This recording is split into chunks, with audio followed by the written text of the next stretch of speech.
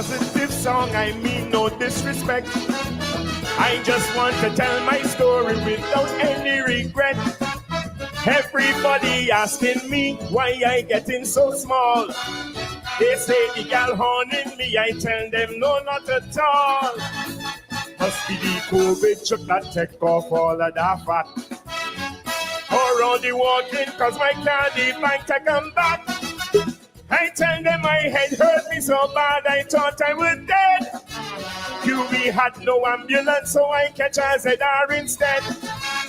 Straight to the hospital, directly to A&E. This is when I wait so long, the fat start drop off for me. Yes, the fat start drop off for me. Everybody come sing with me. If you want to get bony, spend few days in the A&E. But if you want to lose enough weight, with QEH you must set a day. If you want to get bony, spend few days in the A&E. But if you want to lose enough weight, get admitted to the QEH, the QEH, the QEH, where a doctor working 40 hours a day. The QEH, the QEH, where the nurses work so hard and can't get the pay. The QEH, the QEH. For days I waiting there, that's why I say, if you want to get bony, spend few days in the A&E. But if you want to lose enough weight, with QEH you must set a date. And wait, and wait, and wait, and wait, and wait, and wait. Wait till you lose the weight. A lie? Talk the truth. Why? Look, holding my belly, standing, no place for me, sit down. All over the floor like tiles, I'm sleeping on the ground. They tell me they're short of staff, no one seems to care. One doctor walk from morning, midnight, come and catch it there. A pregnant woman screams, she ready to deliver. But the child got born to school before she see the doctor. I tell them I got bad feels, like I wanna dead.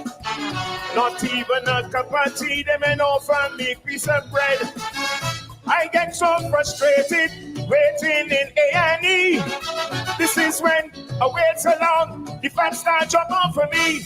Yes, the fat start drop off for me. If you want to get bony, spend few days in the A&E. But if you want to lose enough weight, with QEH you must set a date. If you want to get bony, spend few days in the A&E.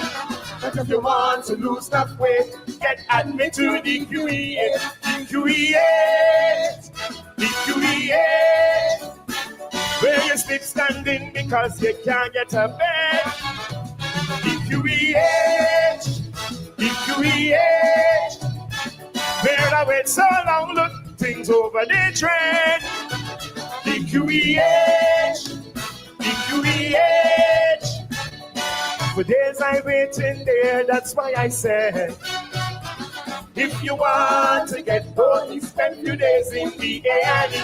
But if you want to lose that weight, with QEH you must set a date. And wait, and wait, and wait, and wait, and wait, and wait. Wait, you will lose the weight. A lie? A lie? Yeah. Oh God, I want a ball. Look, the pain was getting worse. I was so afraid. I standing like a boat. 3 days now I in bed. Finally the doctor came, told her what was wrong. She said that I need a scan, but all the machines back down. Took my blood pressure, she said, baby, this ain't no joke. Your pressure is really high, you're heading hard for a stroke. That bad news sent me to the toilet straight away. When I then do my thing, the toilet paper in there. I will never forget them days I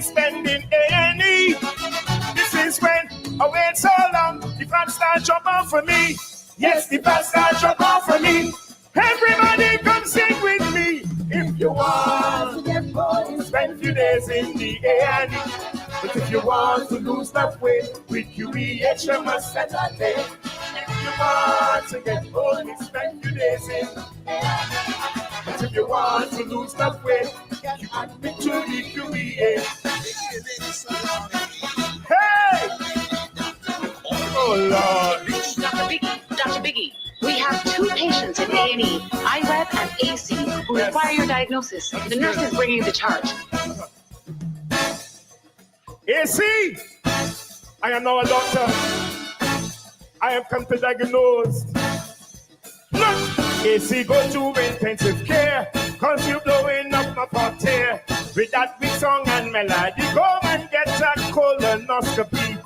I rep go to animal care and the RXBCA. But boy, look, you making me laugh. You know village reviews a village car. And wait, and wait, and wait, and wait, and wait, and wait, and wait, and wait, and wait, and wait. Come next year and wait.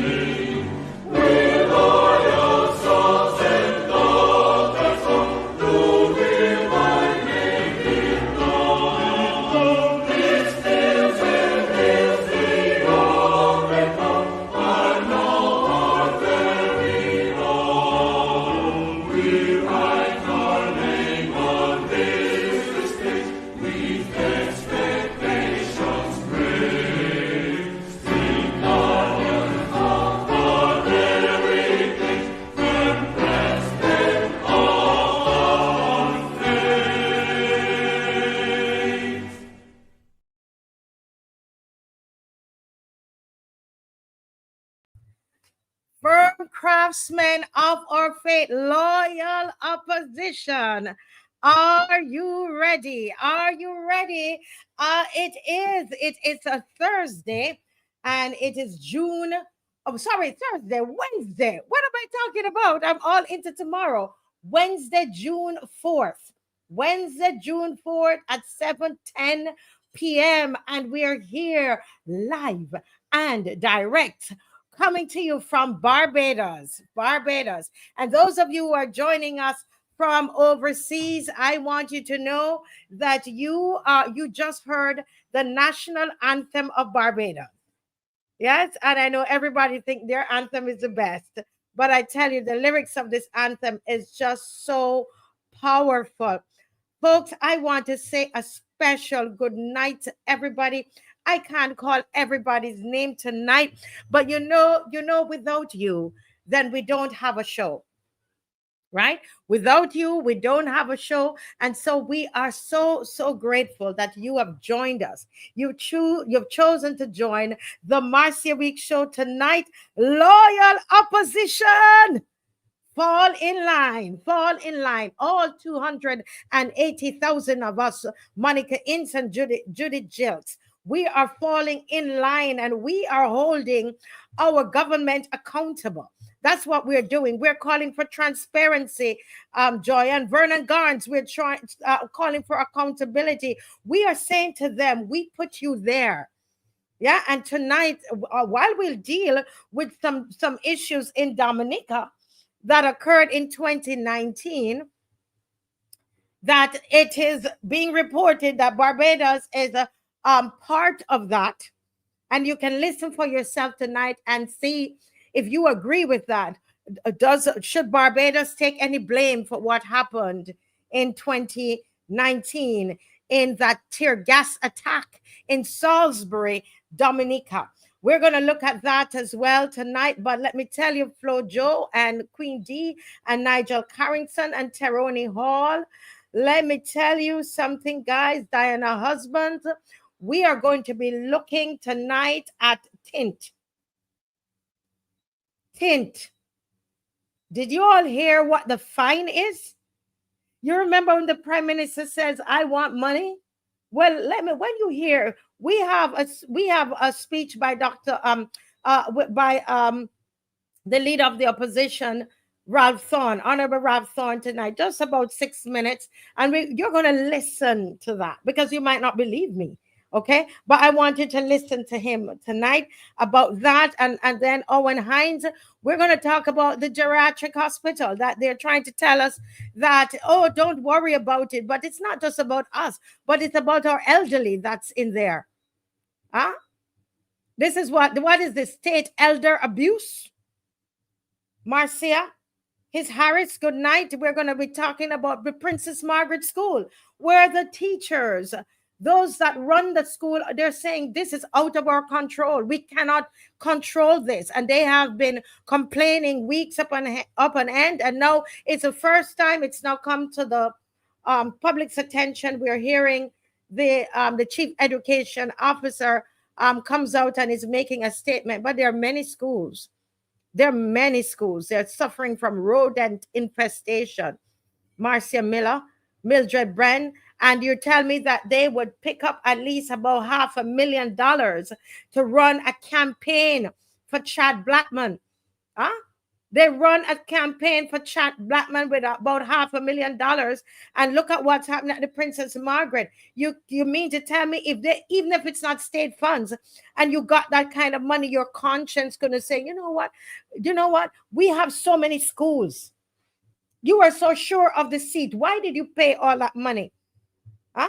The $300 you give to people just to win that election that in Kami you're so sure about, and look at what is happening there.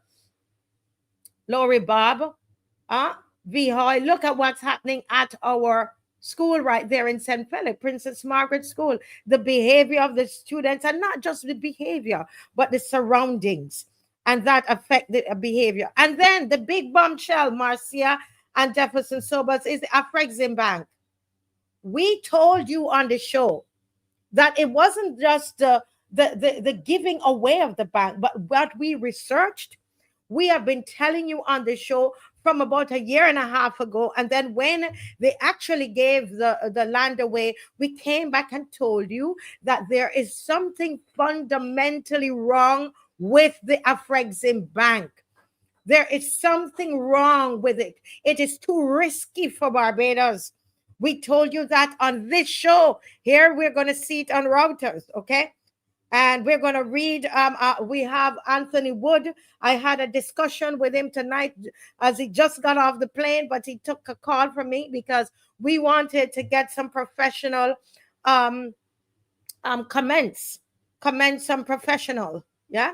We wanted to hear what Anthony Wood feels about it as one of our leading economists in this country. So we're going to talk about that. That is crazy. That is crazy, you all. Yes, M. Gardner, Joy and Roberts. Yes, yes, $500. Listen, they don't know what's coming to them yet, but she did say she want money. So we need to be able to recognize what this tint legislation is all about and decide that it will stay where it is. It will stay in the lower house where it is. It will not see the light of day, Barbados. That tint legislation will not see the light of day. Not.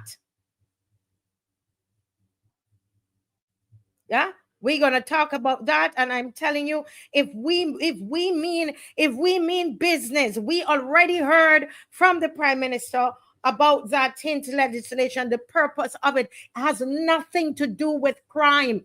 You hear? I tell you, nothing, nothing, and none of her ministers, they could not even defend it. Even Sonia. So I'm going ahead of myself because this thing is gone to another level inside of this country. Okay? As far as we are concerned, loyal opposition, that needs to stay where it is in the mind of Honorable Mia Mottley. Into the scheming brain of Honorable Mia Mottley. That's where the money, where that needs to stay. We're gonna get back to that. We're gonna get back to that because I don't know if she think we're a money tree. She's feeding off of us. She's feeding off of us. But you could tell I'm really riled up about that. But before we get into that tonight, I have a wonderful gentleman here with us, and I'm just gonna ask Dave to get all of his all that we need for him together. And he's going to tell us about a gentleman who needs our help tonight from St. Joseph, who was also part of the fight. And he is not well, and loyal opposition, he needs some help. And you know what we do on this show. So let me welcome Mr. Victor Lewis. How are you doing, Marcia? I am on top of the world. I am fantastic. Wonderful. It's good to see you, sir. You're bouncing. Yeah, good night to the loyal opposition. And I must say good night to Dominica. I very much believe that they're online, Yes. Oh, I didn't say good night. Yes, thank you. Yeah, you said good night. You said good night to those, on the international scene. But I got to be specific with Dominica. I know they're online. I know that they're viewing us. But when you spoke just now relative to this issue, but I know this is June now, and I'm looking forward for that list of garages that will be listed to do the roadworthy certificate. So I'm waiting on that. Yes. Well, let me just deal with this matter that I came to yes, deal sir. with. If they have everything together, I want to say to the whole of Barbados, this is our friend here, Christopher Oliver. And Chris is the individual who has partnered with me and has signatured with me with this issue of the court case in Joe's River. We know the court case that has been dealt with for quite a few years now. So this is Christopher Oliver. It is him and myself that we are both signatures in the court to address the matter of the issue at 10B. I would want for Chris, just if you can just scroll it down a bit. Chris has some issues relative to his foot, and he has been having these issues for quite a long time. He said for over 10 long years, Christopher has battled relentless foot issues marked by repeated surgeries. Yes. What began as a manageable discomfort has tragically escalated following complications from a recent left ankle surgery, leaving him facing the daunting possibility of losing his foot. So we want to assist Chris because he is a teacher at Coercion Parish School And he Okay. has been on leave now for quite a while, but because of the bureaucracy of our system, he had to go on back out to work. But he is going back out to work in a wheelchair. I know Mm. that he was in a wheelchair, a motorized wheelchair, and I do know that he has to go back out. I called him early in the week, and he said he's back out to school, and he is moving around now, doing his duties at CP in a motorized wheelchair. Um, he is hoping to go to Trinidad at the end of this month or early July in order to get that operation that will prevent him from losing his left foot. Now, Yes. these are the two banks. It is the Royal Bank of Canada Yes. and also CIBC. This CIBC. is the Yes. information. So I'm going to ask Marcia that at the end of the show, because I know then the other half of Barbados will be coming on to the show as we go. So I'm going to ask you just to run this again at the end of the show. If Chris, Dave, if you can go to the actual video, I sent your video for one Yes. Yes. aspect there in George River when Chris was presenting his case to the people of Barbados. You know, Yes. Chris has been there for us, and this is a time in his life, you know, that he's really looking now for us to give him some degree Yes. of support in the whole issue. If you can go from minute 2, I think, to minute 5, Dave, you will see that information, right? If you Okay. can just open the video, I think somewhere between minute 2 to 5, so that the people of Barbados will be able to appreciate, you know, who has supported us with this Joseph issue.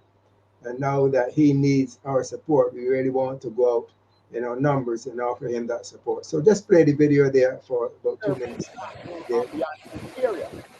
We are further told that a wall will be built to connect the bridge here to the property, which was a former hotel, and that we will have no access on the western side of the train bridge or even on the eastern side of the train bridge. Because the plan also calls for a wall to be built in this vicinity. Now, this area here was gently sloping, and it was like a 1 in 7 in terms of the gradient. So older people who would come into the river basin and cross and go and pick their sea moss would have done so with ease. But now, since this development has taken place, the gradient is much more steeper. In fact, if you look here, it looks like an almost 45-degree angle. Yeah. So the negotiate this here is quite dangerous. Now, traditionally, residents in the area and Barbadians would be able to cross the bridge when it was possible, or they can go underneath the bridge on both sides. They could have gone into the river basin, they could have fished, they could have relaxed, they could have sat on the rocks, they could have had picnics, and so on. What is being proposed here Yeah. is an intrusion. All right. Yeah. Thanks a lot, Dave. So this is Chris. This is Chris Oliver, and he has done quite a lot for us. He's, of course, one of the Yes. complainants in the Joseph matter, and now he has this issue. Now he has been hospitalized before, and he was in hospital for quite a while, you know, and Mm-hmm. he really challenged the whole concept of, you know, they wanting to, because you know that the amputation center in the Caribbean or maybe the world, you know, Yes. is known to be Barbados. It's known to be the QEH, you know. So we want to really step out and help Chris because he's not taking the issue here. He's taking it to Trinidad where he has some very good hopes of being Yeah. able to retain his foot and being able, you know, and Chris spoke to me relative to the ability to walk.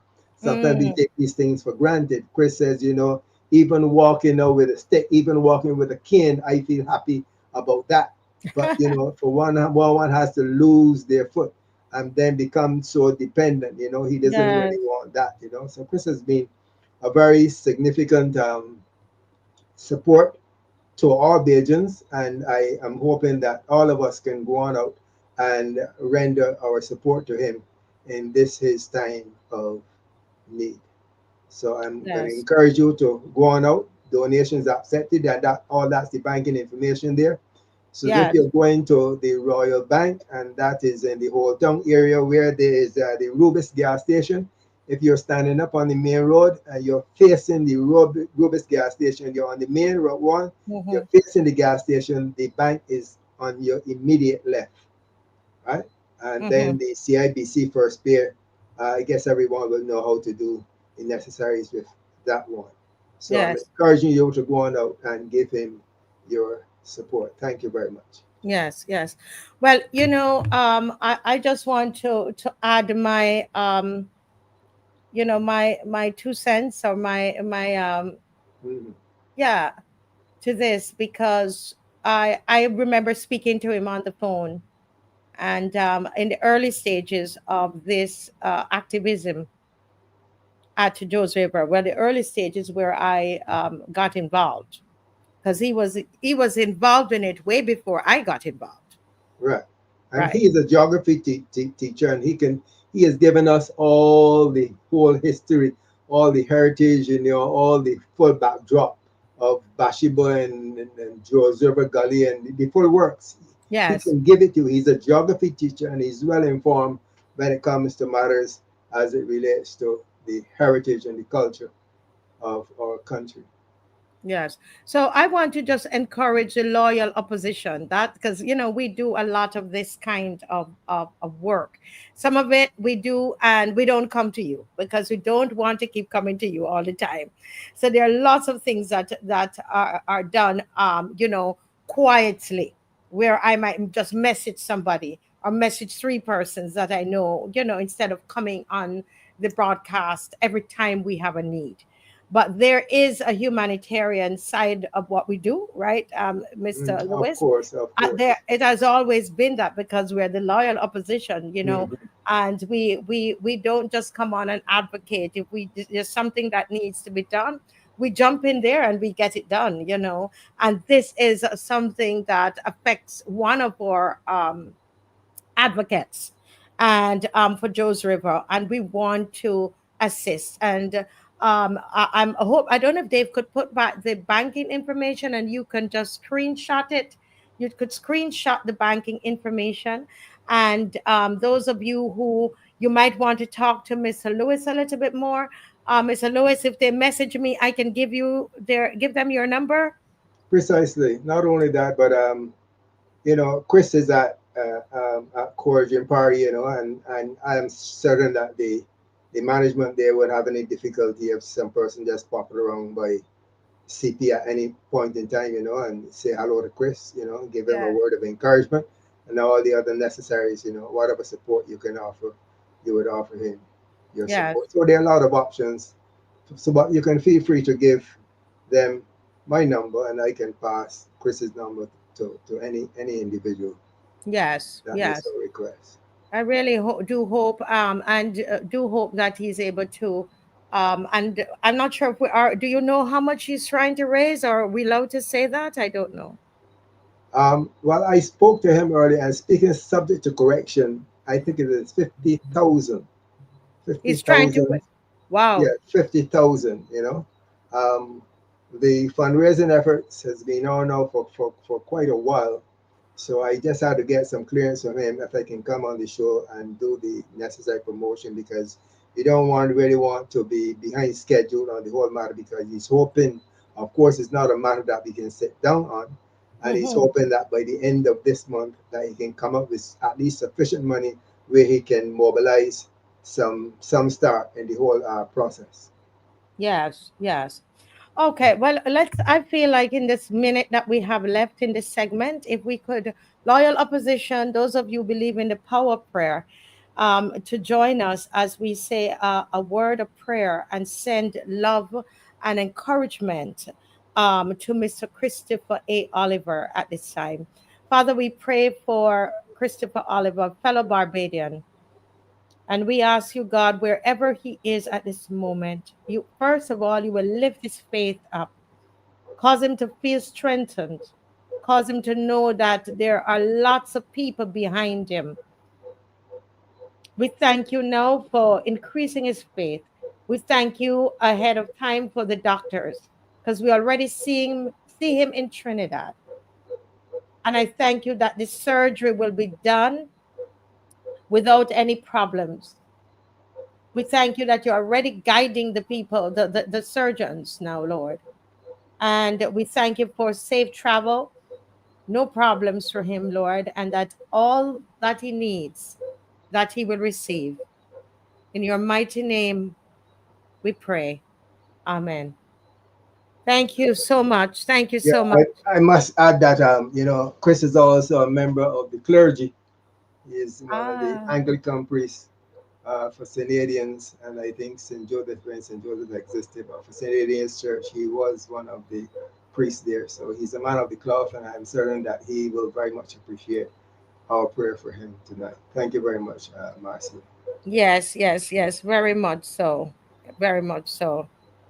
Yes, yes, yes. Well, thank you so much, Mr. Lewis, for joining us tonight. And everybody's saying amen, amen, amen. I was just checking to see where my other guests. I was listening to you, but trying to find where's my other guest at this time. But thank you so much, Yeah, sir. but I may pop back on to the show Ah, a that's little later down wonderful. tonight. Yeah, yeah, a Yeah, little you later know, down, somewhere down to the end, to the end. because Yes, because I know it's gonna be hot, so I yes. have to step back in. All right. Thank you so much. God bless See you you. later. Yeah, Yes, thanks. sir. Bye bye. Yes. Good night again to everybody. I thought that was so important, and that's how we do it here on the Marcia Week Show. We are a family. We are a family, and when one hurts, we all hurt. And you see how we handle people. We treat each other as human beings. Because that's who we are. That's who we are. And we just want to bless up everybody who's on. Some of you, you're on and you're having aches and pain. And we want to bless you with health. Some of you are suffering financially. We want to bless you as well, and pray that all is well with you and your family. Now, while I wait, tonight we have with us Adrian. Adrian is supposed to be joining us any minute now. He's supposed to be coming on, but we're going to look at a couple of the issues that we are dealing with here in Barbados. And the first one, I want us to look at a video by a young lady tonight, where she's talking about the cost of living. But before I do that, there are almost 700 of you on. Some of you from Dominica, I could tell by the names. I'm going to ask you to share, to like and share. And the reason we're doing this, you can see through, all the different radio programs, on all the stations, and you can see through the social media influencers that somehow everybody is gunning against this show. This is the only show that will showcase anything that the opposition parties are doing, because we are the loyal opposition. And so the Marcia Week Show, we exist to educate, to mobilize, to agitate, yes, to motivate. And what we believe here on the Marcia Week Show is that all 280,000 Barbadians make up the loyal opposition. And so they're afraid of the show. We're not paid by anybody. We don't take any ads. And I promise you, as long as my husband and myself, we are involved in this, I promise you, Barbados, we will not take any ads from anybody. Nobody's going to come on here and tell us what we can and can't say on behalf of the people of Barbados. It is not going to happen, because we, Dave Weeks and myself, we're not doing this for money.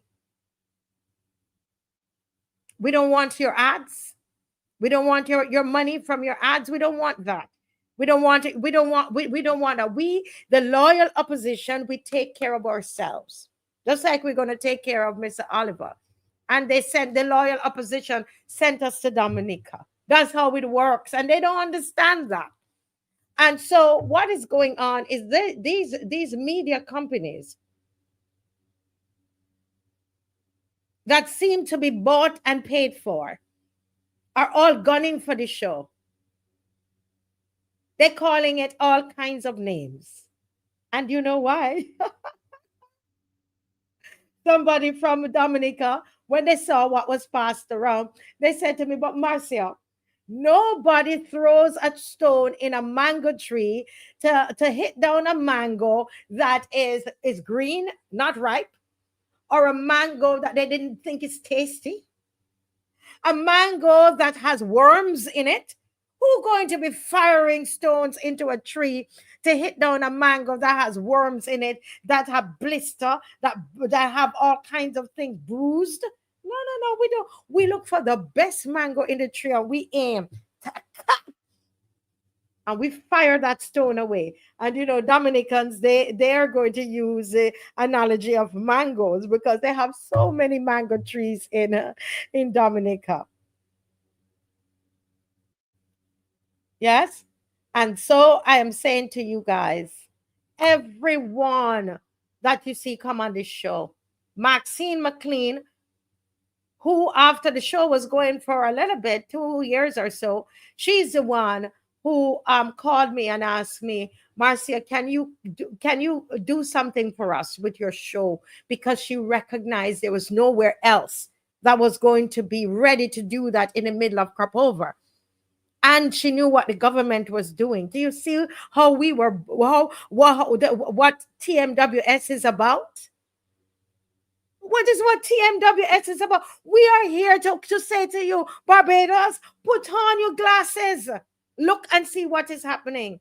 So you think the government is going to want us to be on? You think the government, the sycophants of the governments, they're going to want you to be on? The influencers that are paid, Ralph Thorne has shown us clearly that they are paid.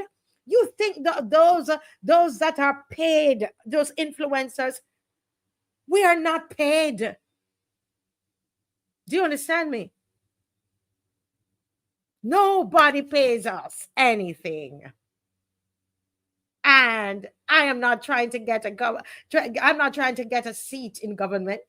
Some of these people they're trying to get somewhere. We're not. So I'm saying all of that to say, I need you to stop and to share. They are so angry with the show right now. The Dominica thing is killing them. The Dominica thing is killing them. They want to know how dare the Marcia Week show take a plane and go to Dominica when none of the media houses did it. And we are not journalists, as they will quickly tell you they're not journalists. We know. You don't have to tell us. Probably that's why we took a plane and went to Dominica. So I am saying all of this to affirm the loyal opposition in what you're doing. They say we don't praise the government. We don't need to praise the government. The government has all of those media houses that praises them. They do. We don't need to praise them.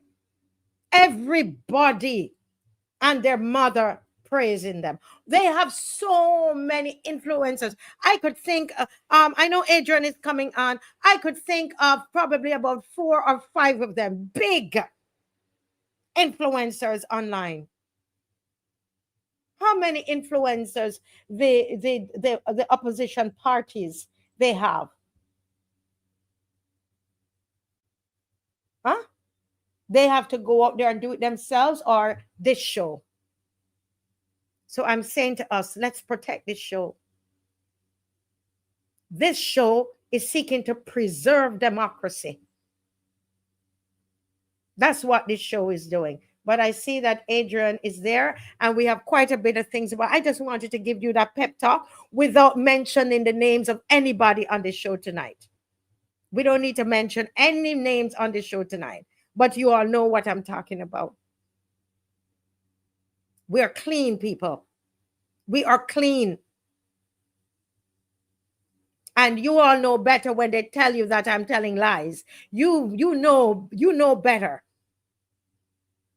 And you know that if there's something that I did wrong and I said that's wrong, you know that I'm going to come and correct it. You know that. You know better. You know me. I don't have a problem to tell you, loyal opposition, we were wrong. But this telling of lies, you know it's not true. So you know what they're trying to do. Attack the messenger, not the message. Yes? And the last thing I want to say before Adrian comes on here, do you see me? You see Marcia Weeks? You see this forehead here? This forehead here, and it big forehead. You see this forehead here? This forehead is as tough as their forehead. This forehead here. Or even tougher. You get me? You see this? Because I have nothing to lose. That's the thing. And I don't want anything from them. So they have to toe the line. But you see this here? Tough. And if you think that you are going to come to bully anybody, me or anybody on the show, it's not going to happen. And why it's not going to happen is that we are not afraid of you. We are not afraid. You know that none of the panelists and the guests you see come on here, they've already counted the cost. Rose Corbin already count the cost. You hear I tell you? Maxine McLean already count the cost. Horst Ferdinand Nichols already count the cost. Glenn Murray's already count the cost. All of them and the newer ones that you're seeing coming on here, Adrian Hines already count the cost. So let them know, don't try it. I don't think that you're going to get away with nonsense. It's not going to happen. That's all I say about that. So think very carefully what you are doing in social media, because we are just as creative. You understand that? It's you alone that can do memes, and you're alone that can do all these things that you've done over the years and bully people and drag people on social media. Wrong person, wrong show. Because we'll get you. We'll get you.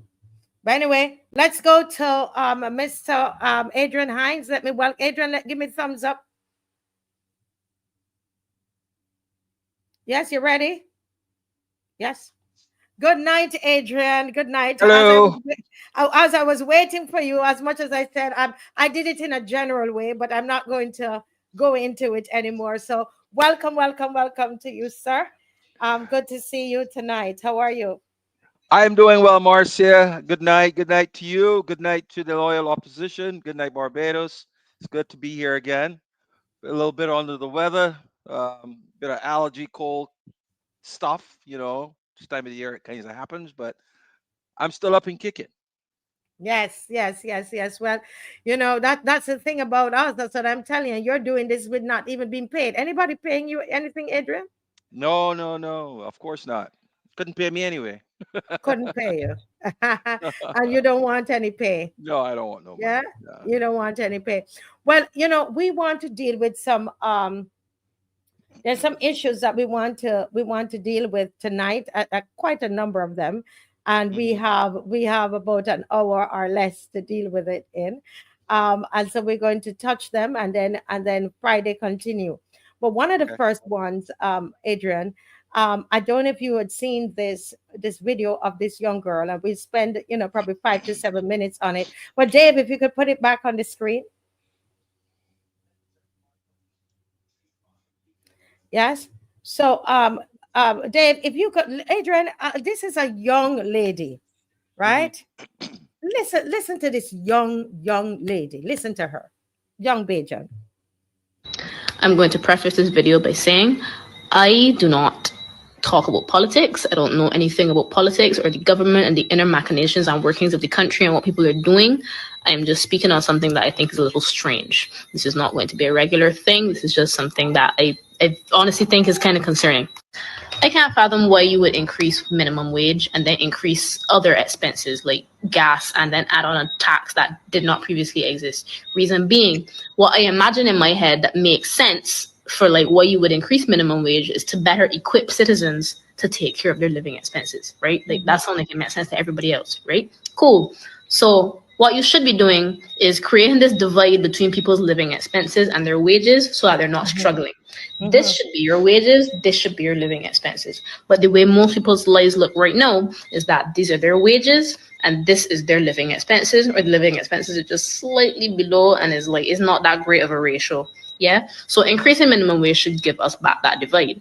What they've done is carry us from here to here, increase the wages, and then carry us right back to square one.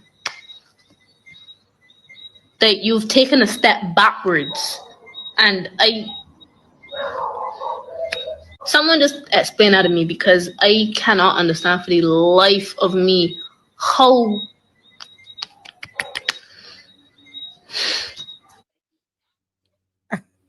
This young lady is, oh my goodness. Adrian, what are your thoughts? You watched that video. Just give me your raw impression of that video. Um, I watched it. I did a little reply to it somewhere. Somebody sent it to me. I do understand why she issued that disclaimer when she said she prefaced that she's not into politics. I do understand that because in Barbados, politics is defined as being aligned with a political party, and that's pretty much what she was saying. Because really, in truth, what she discussed is politics, right? Yes. She discussed legislation. The legislation is the cost of living adjustment, right? And the effects of it, right? Um, so the interesting thing is, and that what politicians and the political class have to understand is that attitude, that approach of giving people one thing in one hand and taking it back in the next are over. The young people caught on to that. She caught on to this so easy. You're giving us a little something, and then you're coming and giving us all these taxes at the end. Oh, what's the point? You can walk around and say that you give us more money, but the money ain't doing nothing because the expenses keep rising as well. So where you're just moving everything up in par, but and it's supposed to be a cost of living adjustment, and it's not a cost of living adjustment because it really isn't doing anything for people. So the lesson I'm smiling because this is a young lady that realizes that takes time out of all the distractions that young people have to contend with today to realize this. And it is hopeful that as she grows and continue to process her environment, that she will come to the realization that this is politics. What Yes. she observed is really politics. This is what is really the definition of politics and not party politics. But I do understand why she said that. What she means. and Yeah. and also I'm so happy that you picked up on that, so so discerning of you. But the other thing is, the reason she gave that disclaimer at the beginning, though, it's because of the is it the word latent fear, the fear Yeah. Yeah. that Yeah. that exists in the Yeah. country. Yeah. So she believes she has to say that. She believes that, listen, Hmm. basically, she's saying to the influencers, the social media influencers, to say to them, don't come for me now because I'm not going to be doing this all the time. I'm Yeah. just perplexed about a particular thing. And by the way, it's not politics. So she Hmm. believes that she has to say that.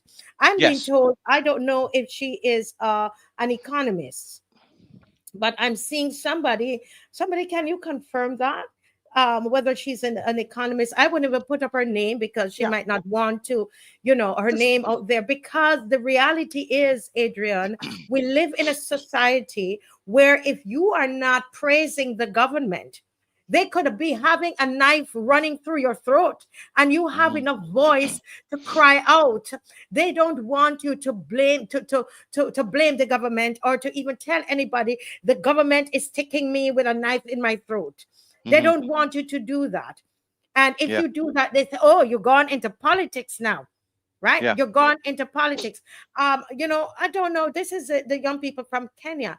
If they could just put back up the picture of that young person's when you're finished with this one, Dave. If you could put up but the young when you're finished, put back, yes, okay, of this person. But Dave is right in putting that picture up because it reminds us of the young people in Kenya who were protesting over a finance bill, not over the fact whether they could not go to a party, or they didn't have Wi-Fi.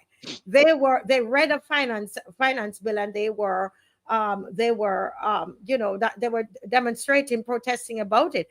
But anything else struck you, Mr. Hines? And I'm reading the comment sections. I know you're reading it as well. Is there anything else that struck you? And we ask the people in the audience, what else that struck you about this? What this young lady said tonight? Let Dave play it one more time, Dave. Thank you so much. Play it and let's examine it. If Dave could play it one more time. Somebody's saying, yeah, go ahead, Dave. I'm going to preface this video by saying I do not talk about politics. I don't know anything about politics or the government and the inner machinations and workings of the country and what people are doing. I am just speaking on something that I think is a little strange. This is not going to be a regular thing. This is just something that I honestly think is kind of concerning.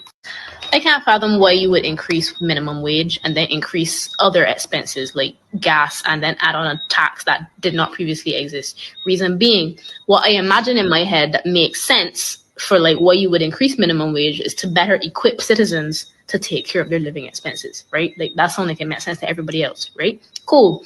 So what you should be doing is creating this divide between people's living expenses and their wages so that they're not struggling.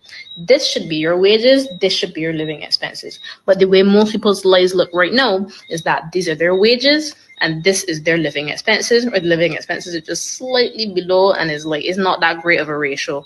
Yeah. So increasing minimum wage should give us back that divide. What they've done is carry us from here to here, increase the wages, and then carry us right back to square one. Yeah. That you've taken a step backwards. And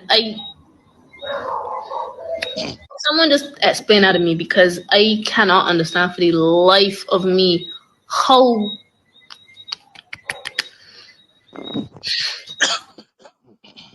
wow. Yeah. Wow. Anything else apart from what we said before, Adrian, or anything you see in the comment section? For me personally, no. But I get the sense that that people in Barbados tend to marvel when one of our young people speak with such clarity, pronunciation of words, diction. She said, like she's done this before, on YouTube. Very clear in what she's saying and how she presented it, that people would see that as, oh, she's really bright, really smart and stuff like that. Look, this thing was common. That type of thinking and approach and use of words was very commonplace when I was growing up in the 60s and in the 70s. A lot of people really took interest in being able to express themselves, right?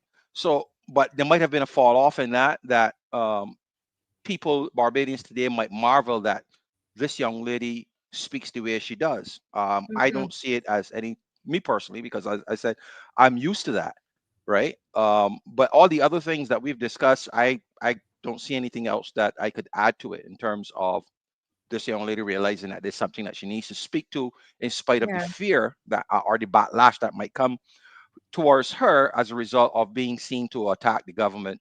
And hence the reason for her disclaimer at the beginning. Yes, yes. But there's something else, and while I'm speaking, Adrian, if you can find some of the comments and put up for me, one of the Okay. there's something else that I've noticed, and it is that it's her body language.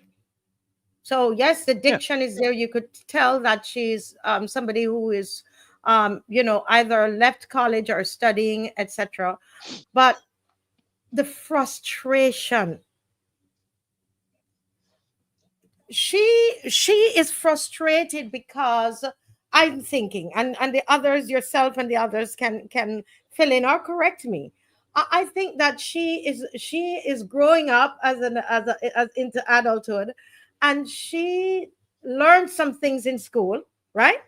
And Hmm. she is not seeing her leaders carrying out, walking out, right, what she Hmm. has learned. Hmm. I wouldn't be surprised that I wouldn't be surprised that she did study economics. She's Hmm. not, it's not making common sense, and she cannot resign the two things. She can't understand. But I learned this in school, and I thought my leaders cared. What are they doing? Do you understand? She can't understand. She said, but aren't these the same people that gave us the $300? Must be going in her head. She's saying, but they raised the minimum wage. I thought they raised the minimum wage so that we can get a little, we can come out of the squeeze a little bit and Hmm. have more purchasing power, have more money to save, have a little bit more, a little wiggle room. But guess what? By the next day, they went and the gas and diesel prices went up. Right. Yeah. Did you see Yeah. that too? That's what she was hinting at. I mean, yeah. I guess she didn't think that she had to say, yeah, you raise the minimum wage and then you up the price of gasoline. I think that was forefront in everybody's mind, and that's why she used her arms, her hands, to show one side going up and the other. Income going up on one end, cost of living going up on the other. So that's really a cost of living adjustment that was voided because you didn't do anything, right? And to just make, yeah, a big thing about a minimum wage increase, which I don't know what the legislation says. Generally, costs minimum wage increase don't happen annually. um, it usually happens when the government feels to, or when they think there's a political edge to them to do so. That it rises. So it rises, not balanced. It is haphazard how it happens, and people tend to have to suffer and cry out in order to get a further increase. So it's not really a cost of living adjustment. Cost of living usually goes up every year, right? Mm-hmm, The mm-hmm, the the, mm-hmm. the value of money Right, with is inflation and reduced, all of that. yeah, Yeah, almost annually, and therefore you get a cost of living adjustment every. I mean, like, that's what happens when me. You don't always get a raise of pay, but you always get a cost of living adjustment. So I understand where she was coming from, and I think it's clear to most people that, because everybody discussed the price of gas gone up, and I'm sure the people who walk into markets can see, week after week, the prices of staple items are moving yeah, upwards, never always downwards. So they too will ask that question, not as eloquently as she did, but a lot of Barbadians, when on hearing her, will go, "Yep, yep, this is exactly um, how I see it." She just put it this is Barbadians, the general average Barbadian said, "Oh, she's saying in a more professional way what I mm-hmm, was thinking or what I am experiencing," because a lot of Barbadians are saying it, right? yeah, yeah, It's all politics for them to walk around and say, "We just gave you some more money in your pocket," but they've been telling you that they're taking it back out with the rising gasoline and the other things that are constantly going up. They're not going to tell you that because yeah, they're marketing it themselves, and only the good and not the negatives. yeah. And one of the things it's saying is that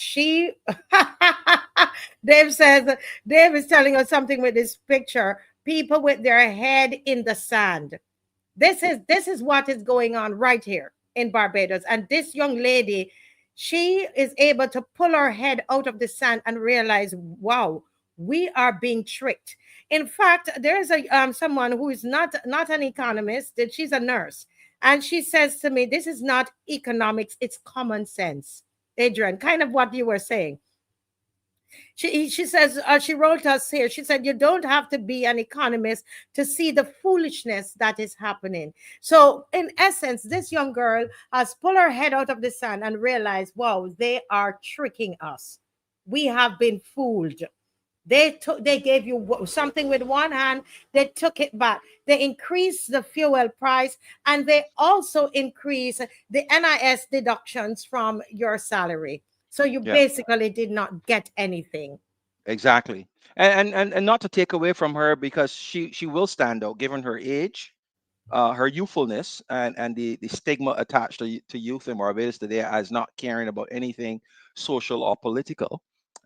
She's risen above that, so she will obviously garner attention as a result of that, and also daring, in spite of any latent fear about reprisal for Yes. seemingly attacking the government. She is Uh-huh. dared to do that, even though she issued a disclaimer. She thought it was important enough to make that known, that this is what I'm seeing, even though I'm a young person, and that's very, very important. Because yeah, when I say it, when you say it, the government yeah, those are the people that, yeah, they constantly say that. But this is a new entry, that are seeing the same things and daring to say it, right? And we need to encourage more young people to speak their truth as to what they see is their environment, their political and social environment. Yes. And So I'm kudos sure to her. those, I'm sorry, Adrian. No, go ahead. You're finished? Yeah. I'm sure those in Dominica would realize it's the same thing that's happening, because while I was there, they talked about just before they had that political rally, they were giving away houses. People who need they were giving away all these things to these people, and I'm sure they're waiting to say, how are they going to take this back? Because somebody's got to pay. Somebody's got to, they're coming back for it. Nothing is free. Well, just a few of the comments here before we go to the next segment, where I think we will talk about just briefly the Princess Margaret School. But let's look at what Black Cooley is saying. Gravity says the young lady doesn't have to get into micro and macroeconomics or galloping inflation. Her demonstration is pure economics, street level as it is. Yeah. Exactly. Yep. Margaret Mavis is saying, Martin, she's saying the minimum wage make no sense when deductions take out. You're still at square one. Yes. Yep. Yes. And Judah had mentioned earlier that, she too views the disclaimer at the beginning as a hedge against any potential backlash. Black Cooley had said that, Mia doesn't seem tired of fooling or attempting to fool Barbadians. So just want to shout out there to Black But she Cooley for that fooled comment. the people, Black Cooley, and they still line up and go to vote for Yeah, her. So yeah, what does that make us really? And the same thing is happening in Dominica. I tell you, yeah. what does that I make you us? know I wouldn't be surprised that any number of these people who continues to support Molly, because I strongly believe a lot of them are supporting her because of, from an economic perspective, what they're getting from it. Their job depends it, or they're looking to get something, or some, Mm-hmm. and at some point, or even now in close corners, they will whisper, in agreement with what we are saying, but it is not politically to their advantage, or Yes. economically to their advantage to say these things, because it's clear, it's very clear, that this lady, our prime minister, is seemingly in another world with regards to the Yeah. progression of enfranchisement for Black people. I am telling you, and as Tanisha says, but some of the employers are cutting the workers' time. So I was in a taxi yesterday, and the taxi man just started the conversation with me. And the same thing the young lady was saying, how they gave you one thing and then they took it back. and talked about, I believe he was talking to me about the same thing here, where the employers, because they increase the minimum wage, uh, and because the economy is so bad, that the employers are compensating for that in terms of profits, Adrian. So what they've done is that they decided to cut their time. So you end up getting the same amount of money, because they know that it was not prudent to increase the minimum wages at this time. Okay, in this economic crisis that we're in. But they wanted to do it because it was expedient, politically expedient for them, that it was done. So they went ahead and did it. And so the employers are compensating by cutting the employees' salary. And I hope you all remember this. That's the problem. Are we going to remember this? Yes? Yeah, I hope so. That, but this is all politics. We've known for many moons now that the budget would normally got in all these giveaways at the front, and they say it loud and to much banging on the table, and then the long spiel at the end is all the little taxes. So they give it, loud. Everybody remember that, but then nobody discusses the taxes and the economic jargon that they would use to hide how they're taking it back from you. And this is Yes. pretty much the same thing. I mean, this one was so blatant and so obvious. Days after giving the Listen, they minimum wage did it. It increase, was they literally the raised the day gas. after. It was the day Yeah, after, and that's yeah, how they see us, that we don't have any sense. yeah. But Um, the other person would say, well, don't, the people that get a minimum wage don't drive, so the gasoline increasing ain't gonna affect them. You know what? Yeah, I'm telling you, they'll find a way to try to so what about the soothe. NIS? What about the NIS? Exactly, yeah. It's they'll find some ridiculous approach to try to quell the righteous indignation for what really is a set of nothingness in Yes. terms of raising income, take home pay for people, and then raising the cost of living at the same time. Yeah. Doesn't make any sense. It doesn't. It doesn't. Now we have to move on to we're going to move on to another topic, and I'm just going to touch it briefly. I'm not even sure if I was able to send this article to Dave, and we're just going to summarize what is happening there at Princess Margaret School. Anybody out there saw that article? If you've seen that article, we're just going to take a couple minutes, because we have been saying all of these things on the show, Adrian. We've had Rose Corbin, who has been talking about the education and the school system. So I'm sure she's going to deal with this whenever she's on. But we just want to touch on it. So at Princess Margaret School, thank you, Dave. At Princess Margaret Secondary School, the teachers are saying, listen, we are fed up. The teachers are saying, we are fed up. We are not able to manage the students anymore. They are saying that the behavior of the students, Adrian, that it has reached a level that is out of their control, the controls that are within their purview, within their arsenal at the school. They can't do anything about this anymore. They're not able to manage the school. Do you hear you hearing those kinds of words, Adrian? Mm-hmm. They're not able to manage the school. And they are looking at the one, of course, the behavior of the school. Then they're also looking at the fact that the school itself is falling apart. There are environmental issues at the school. Wow. Once again, it's like it's a saga. Once you hear of a school, you know that the school is broken down, the roof falling through, and the environment. And I'm even wondering if the environment, Adrian, might affect the behavior of the student, because you and I know, if you're working somewhere and the place is popped down, right, Adrian? If the place is popped down, it smells bad, it look bad, rats are there, roaches are there. When these things are happening, not saying that they're rats, although I'm looking, I can't remember if it was a hospital, geriatric, the rats are, or is it at the school? Somebody just tell me, or if you can just please just send us the article again, okay? Right?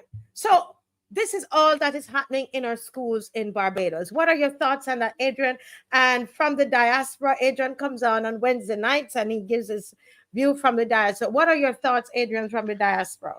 Well, to your point about environment and environs, as to whether they have an effect on learning and productivity, of course they do. You just have to go and Google the health ministries in France, the United States, Canada.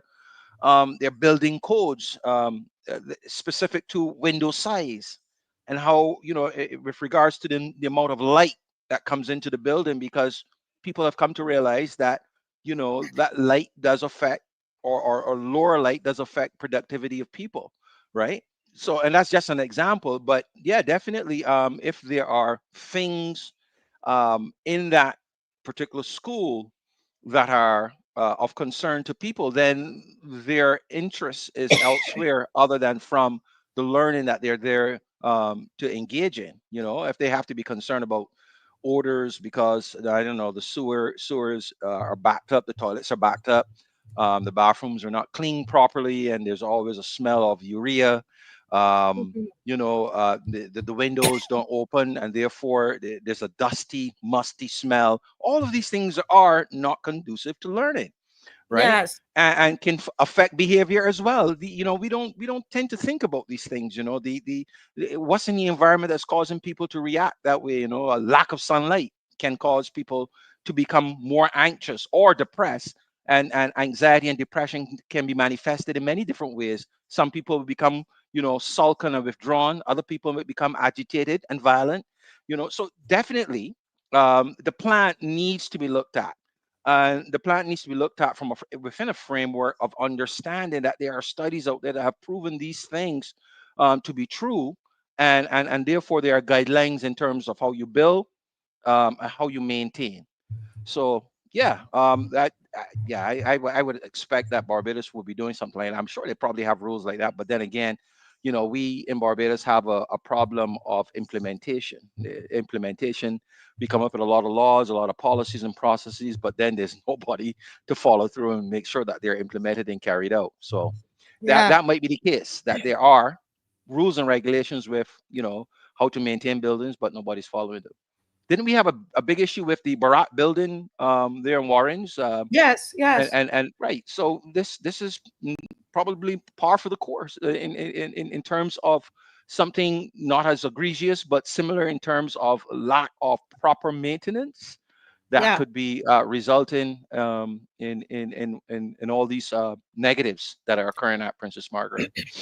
Yeah, very well said, Adrian. And I'm happy that the way we're because we sometimes love to, the first thing we'll focus on the students and on their behavior and not look as well to see what is the environment that they're working in.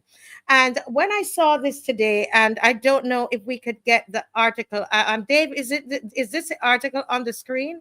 Because we want to be accurate in what we're saying. And I had just gone through it a little bit. No, okay, let me just see.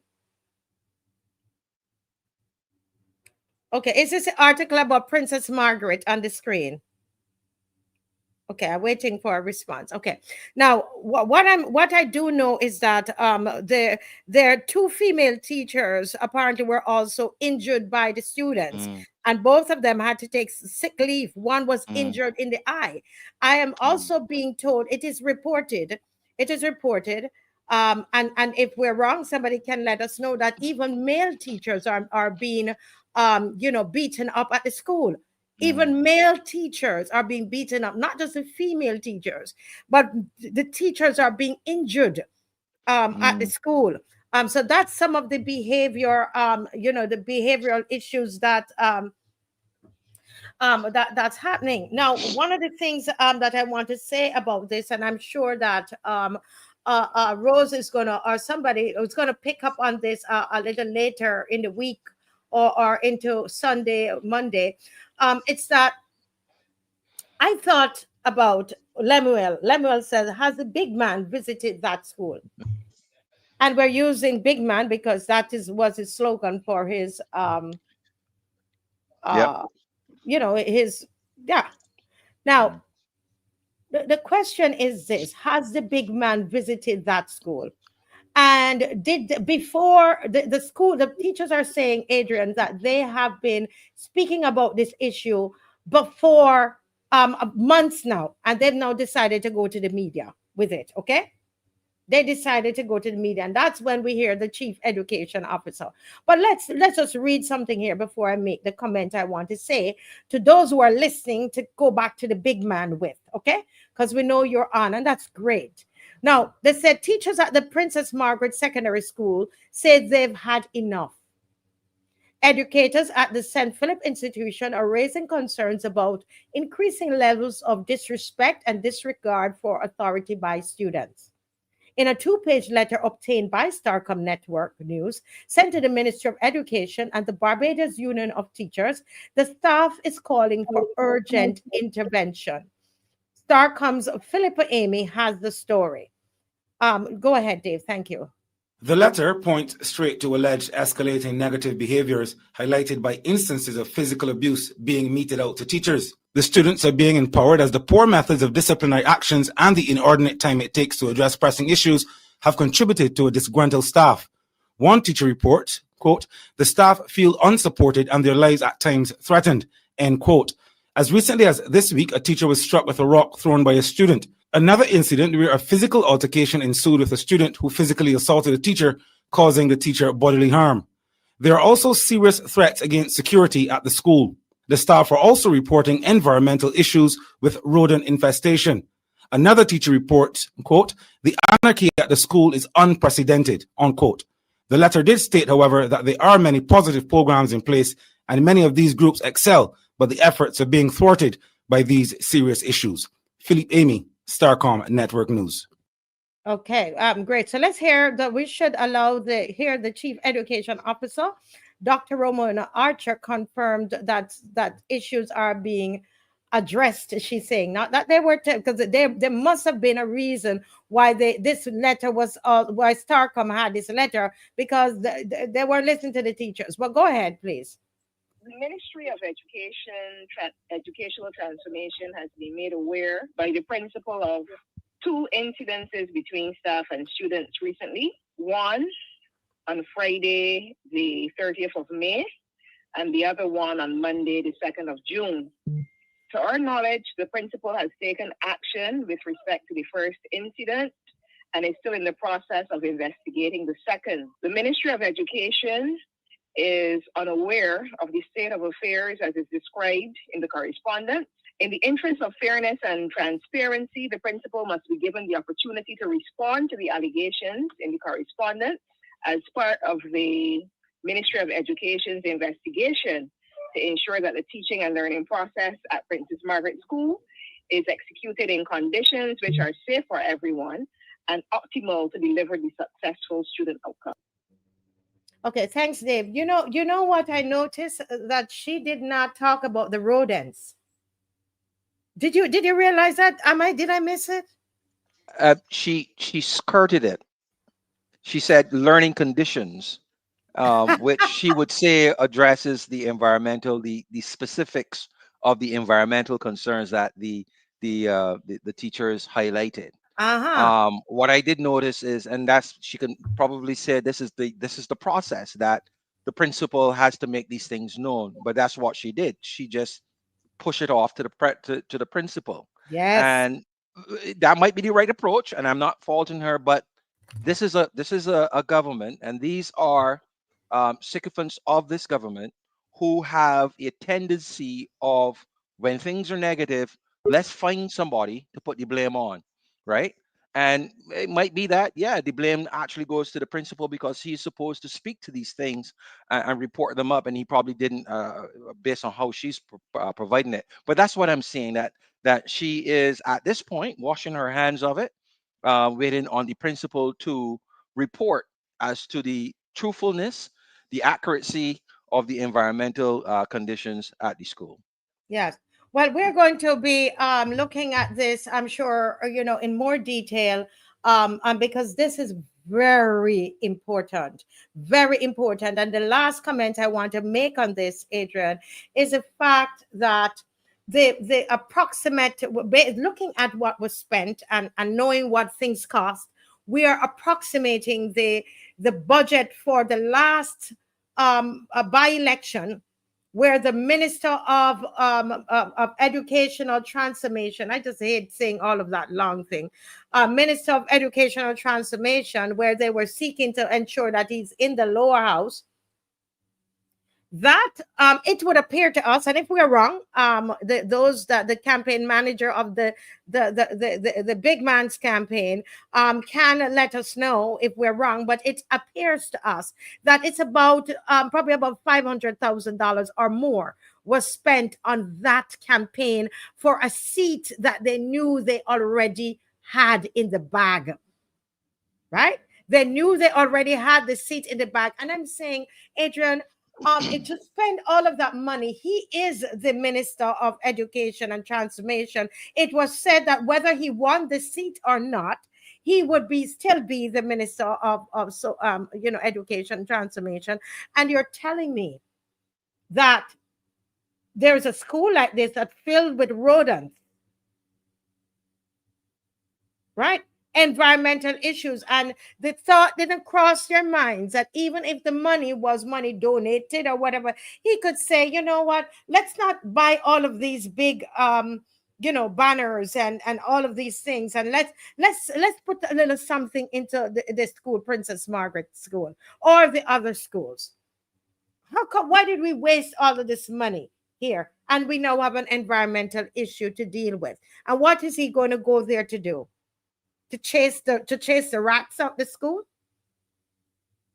To physically chase them out? I don't know if he would be able to do that. You laugh? Don't say anything. Don't say. Don't say anything. Yeah, I'm not. Yeah. Hey. And as somebody said, she threw and it's the second time I've seen this Dr. Ramona Archer Bradshaw throw a principal under the bus. Yes, Springer Memorial. Yeah, remember that. Springer Memorial. She threw the principal under the bus. Obvious. Obvious. She takes no blame. No. The Ministry of Education takes no blame. Only praise. Only praise. Bring the praise. Keep the blame. Only praise. Yeah. Dr. Ramona Archer, we see you. And the very last thing I say, what about the way the children are going to school with girls, the weave all the way down here, the boys are here plait up and all kinds of things. They look like what about those? What about that the appearance of the children? Would that have anything to do with the behavior? Probably. I don't think so. I'm going to go out and say I don't think so. I used to be in that camp until I've seen travel. I'm seeing school children, the way they go to school and stuff like that, and then look at the results that they produce. Yes, you're going to have, I call them prima donnas, who think that fashion in schools is the right place for that to be. People who, kids who don't get enough attention but require it and do strange things through clothing, through hairstyling, through language, through body antics to get that attention. You're going to always get that. And I don't know that focusing significantly on that as to correcting it is a good use of resources. I could be wrong, but I think there are other ways to get our kids' attention rather than trying to beat them down in terms of having them go back to rigid dress codes and stuff like that. I could be wrong, but that's my approach. I've seen.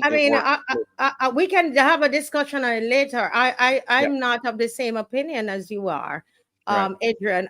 Being an educator in this country, and I know for me, I would not be sitting in front of those children trying to teach. I saw it, and I knew that this is what's going to happen.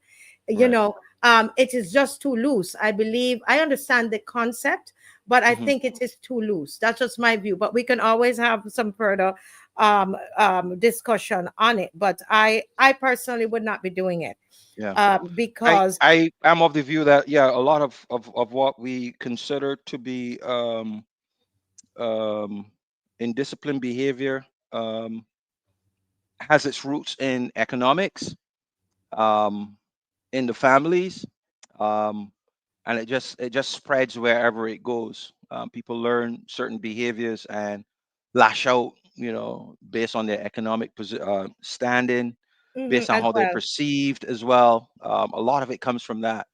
Um, and I think that, yeah, just to focus on the actions and the results alone, you need to do that, obviously, and you need to be able to have some level of enforcement when people run afoul of the law.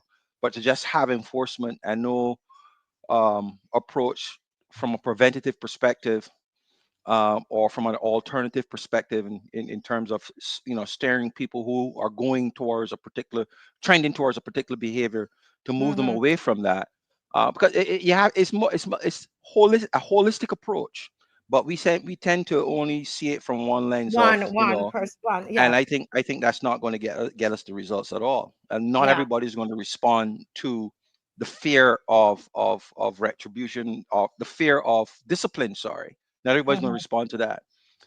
Some people will respond to, as I say, other soft methods, as people like to call them, and Yes, we shouldn't discount it. If we can get people to move away without violence of corporal punishment, we should do so. yes, yes. I'm just listen. This Dominicans who are listening, can we tell you that Mottley's government is overseeing a pop down country, a country that they have popped down. It's a pop down country. I'm just hearing here, and if somebody could confirm this, that the NIS is closed. NIS is closed. There's an infestation of bed bugs found. The staff to be notified by email when to return to work. Mia Mottley is governing a pop-down country, a country that it's her and this government have single-handedly popped down this country, mash it up, completely mash it up. Roach running up and down the schools, rats running up and down the schools, bed bugs in the national the NIS, the national what's the scheme? Insurance scheme building. Staff, they have to close it. So how often do they clean these buildings? There's not no, and she's saying that, oh, she's leaving the IMF and all of this, and there's no money. The country, you have Miss Martley, you have mashed up the country. That's what has happened. But I'm going to ask Hector, if Hector is on from Dominica, and we're going to get to those Dominica videos. Believe it or not, we are. But we got to keep touching. Hector, give us 10 more minutes, please. Right. If you can, give me a thumbs up if that's okay. All right, I So, think he did. all Yeah. right. So I just want to shout out Trevor Seeley, who says that the Prime Minister continues to make us look stupid, and I say that that only happens with our individual permission. The young lady who spoke decided that she was going to speak to show that she's not stupid, right? And more of us can do that in our own ways, of showing that we're not buying. That you don't have to speak deliberately or specifically to an individual, but we can speak nevertheless on topical issues to demonstrate that if you think we're stupid, we're not. And Lemuel Tull, on the visit of Chad to Princess Margaret, I haven't seen that yet. Maybe when he visits, the mice will run away. I don't know, but we'll see. Salt bread, yes, there are private schools overseas that do have uniforms, and there's some that don't. And there's some that have uniforms where behavior is still an issue, right? I can tell you the school that my daughter went to, yeah, they wear uniforms, and there was one time where they had to shut the school down because somebody, one of the students, did a shooting threat. He had mental issues. The way the principal dealt with it, we weren't happy. She took a soft approach, and in that case, she let the kid back into school in very short order, and we weren't happy with that. But she assured us that she did due diligence, work with them, get all the various health departments to come in, talk to the kid, find out what was core to the Yeah. issue, and work that way. And it seemed to work because I haven't heard anything about it since then. So I'm saying, you know, uniforms are fine. I have a problem with that. But I'm saying if you think uniforms is the answer, you're wrong. You know, if you think punitive or corporal punishment is the answer, no, because not everybody combination. requires those. Right. Not everybody's going to respond to those things. There are other things as a holistic approach. Anyway, that's it. Yeah, yeah. So you know, but this is going to be a lot. I know that we're going to be talking about this Friday, Sunday, Monday. This is going to be, you know, a long one. But to those workers, you know, NIS building is closed. Infestation of bed bugs at the NIS building, and I'm seeing it here. It is so. That is that is what has happened in Mia Mottley's country. That's what's happening. And somebody needs to tell her, probably if you stay home, you might be. I don't know if they have even the capacity to do it at this stage. I really think they need to just pack bags and go at this stage. But let's look now at the geriatric hospital. And I just I don't know if you saw the DLP, and I'm going to give them, I want to give the DLP a little hand right here, because a lot of times we say they don't go out quick on things, but they had a fantastic press conference today with the president of the party, Senator Adrian Worrell, and Andre. we don't Andre yes. Worrell. You said Adrian. Andre, you're Adrian. Yeah. Senator Andre Worrell. And, you know, they were able to make some corrections, because this government is a cover-up government. They cover everything up. Everything is just like what was happening in Dominica, which we're going to look at in the next 15 minutes. Don't go. We have lots more videos for you from Dominica. We're going to spend that time with Dominica in another 15 minutes. But let me just read the press conference statement before we mention AFREXIMBANK, and then we're going to move on. It says here, the statement on the SCABIES outbreak at the geriatric hospital compiled by Senator Andre Worrell, DLP spokesperson for health and wellness. He says sources indicate that the reported figures regarding the number of patients and nursing staff infected with scabies at the geriatric hospital are significantly higher than those by the chief medical officer in his preliminary report. Currently, there are up to 24 confirmed cases distributed across 5 wards. And I believe that, someone correct me, that I believe that they had said that it was 9 cases, Adrian. I believe, guys, let me know, did the government report that there were 9 cases? When there are 24 confirmed cases? And my Adrian had it broken down. And I'm sure they cannot come out and deny this. They can't come out and deny this. You know, I'll tell you what they did. Instead of dealing with the facts, I'll tell you what they did, what they went and did on the second state-run media house, okay, in this country. Ward B, 6B have 2 cases. Ward 8B, 15 cases. All the patients on the Ward B have scabies. Ward 9B, 3 cases. Ward 10B, 2 cases. Ward 9A, 2 cases. And he says the outbreak has had impact beyond just the patients. It has taken a toll on the nursing staff, right? And there are 6 nurses, right? 6 nurses who are unable to work due to this outbreak. 6 of the 24 are nurses. 1 nurse has been diagnosed with MRSA, which is methicillin resistant, and it's another word that I am unable to call, and I'm not ashamed to tell you. It have I don't know about 14 letters in there, but it's MRSA, and you can go and look that up. But it seemed to be something that's associated with scabies. So there are 6 of our nurses that have contracted that disease. And another nurse who was being oxygen dependent and and that nurse is on extended sick leave since October 2024. Another nurse has developed an abscess on the hands caused by mites. Adrian, mites. What is going on in this country? The whole place is infected, or is it infected with the 28 of them in government? Is the infection part of the 28 of them? And I'm speaking proverbially. Next thing you go and say that I say that they are mites. Oh, goodness. I'm speaking metaphorically. Oh, gosh. Since January 2025, numerous nursing professionals have submitted medical documentation indicating significant environmental concerns within the hospital. Unfortunately, these critical warnings disregarded by the hospital management, and the issues remain unsolved. This situation reflects serious negligence on the part of both the hospital administration and the Ministry of Health and Wellness, which bears the ultimate responsibility for ensuring the safety and care of elderly patients.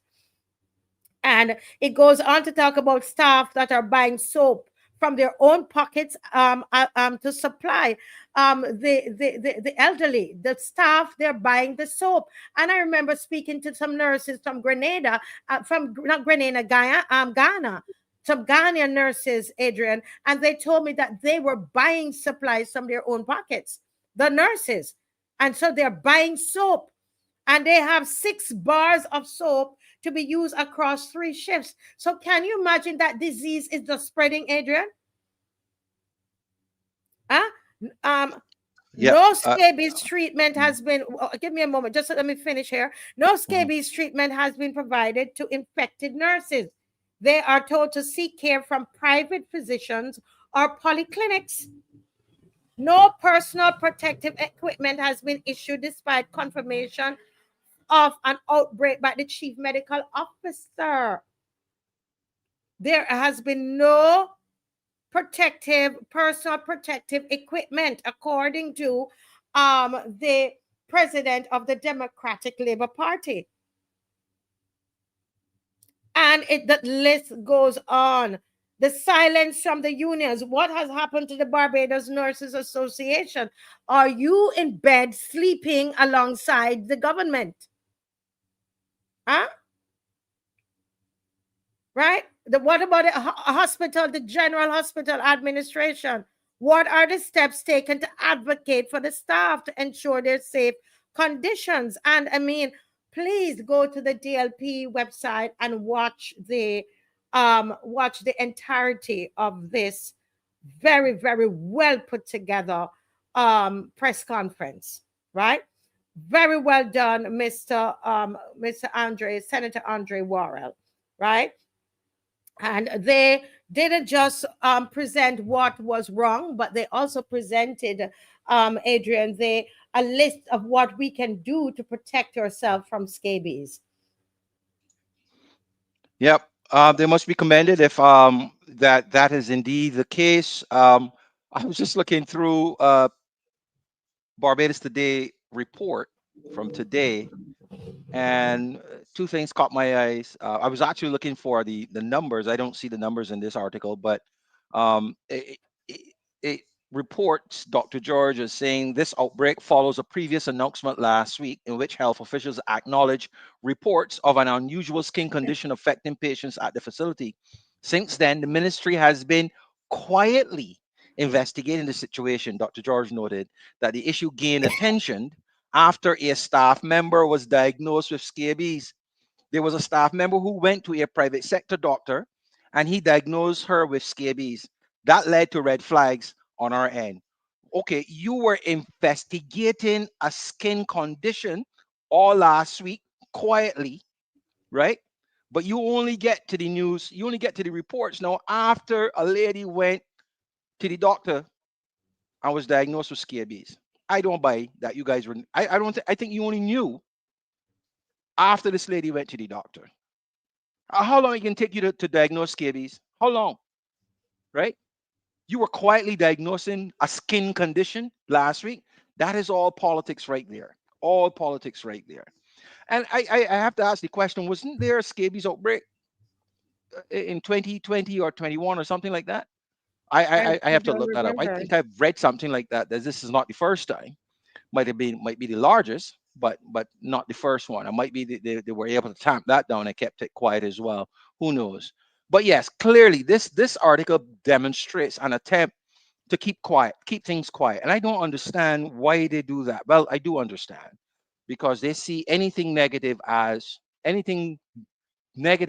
in Barbados as a potential attack on them, which they seem to have a hard time accepting. So yeah, it's just ridiculous, and I'm glad that the LP came out and shed some more light on it. That was not forthcoming from the authorities. Yes. Very, very, very important. And you know what they did? What the authorities did? They went on Starcom network, and they could not. I don't know, and somebody has to tell me if they actually spoke to the fact that their report of the number of cases was significantly lower than what the senator, what Senator Worrell reported. They had that. Did they make any comment on that? You know what? They when they said, "Oh, but it's not a problem." They brought on all these, these doctors to say, "Oh, yes, there's a scabies attack.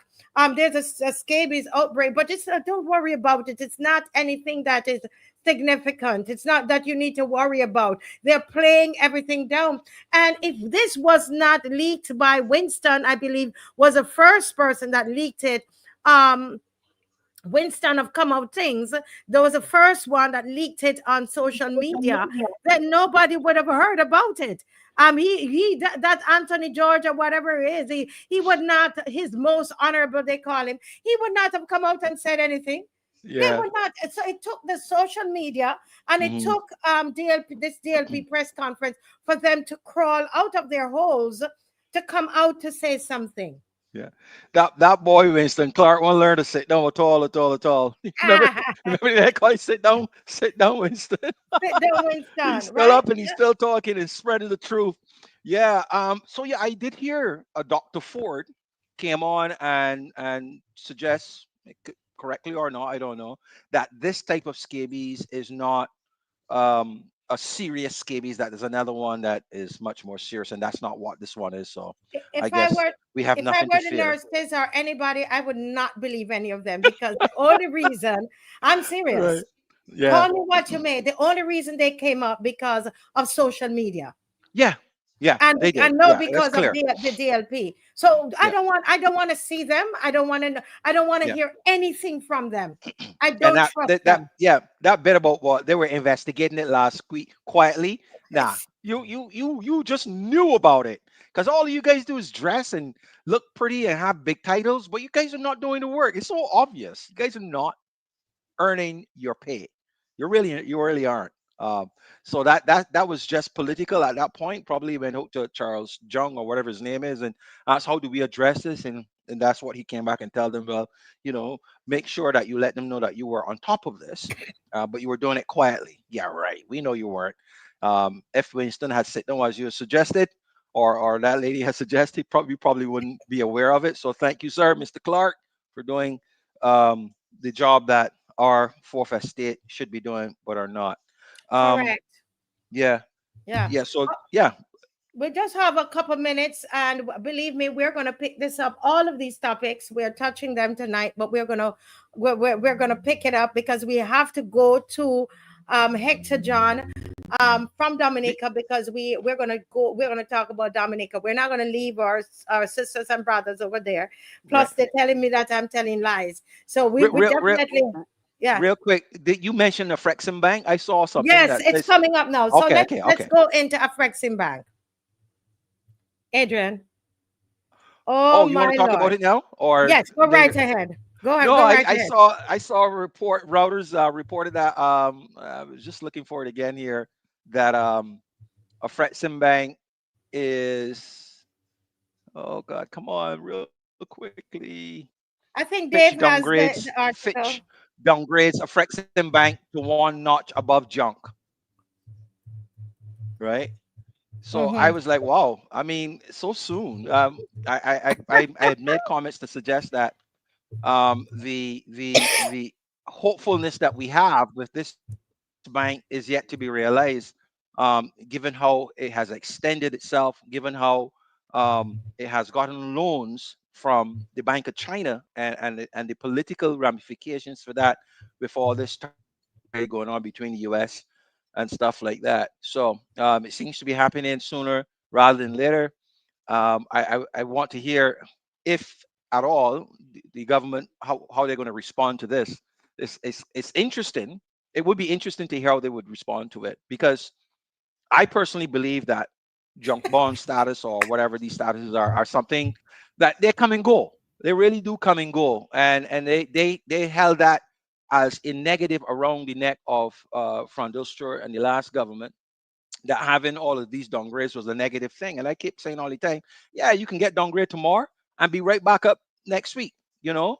And that would be a plausible argument for a Frexim Bank. Yeah, we just hit a bad spot today, but we're going to be doing XYZ tomorrow to bring it back. And I want to hear if they're going to use that, the Barbados Labour Party is going to use that to defend their decision to be so generous with the patrimony of Barbadians, the land up Bay Street, for this bank that is just one level above junk status. I want to hear how they're going to respond to that. Yeah. So yeah, it's And just interesting. it is. I reached out to Anthony Wood, who is a leading economist in Barbados, about this, and he said, "Oh boy, everybody's been sending it to him for throughout the day," and he said something here, and I want to read it for you, and I'm sure people like Maxine McLean and so on, when they come on, later in the week or so, they will be looking at this. But the downgrade of a Brexim's bank's credit rating to one notch above junk status with a negative outlook by international credit rating agency Fitch is a cause for concern. I'm not saying that. So those of you who are listening, this is Anthony Wood, who was, by the way, a member of the BLP, but he's an economist. He says such a downward movement in the rating is indicative of increasing riskiness in the portfolio of loans of the bank and a weakening of its risk management policies.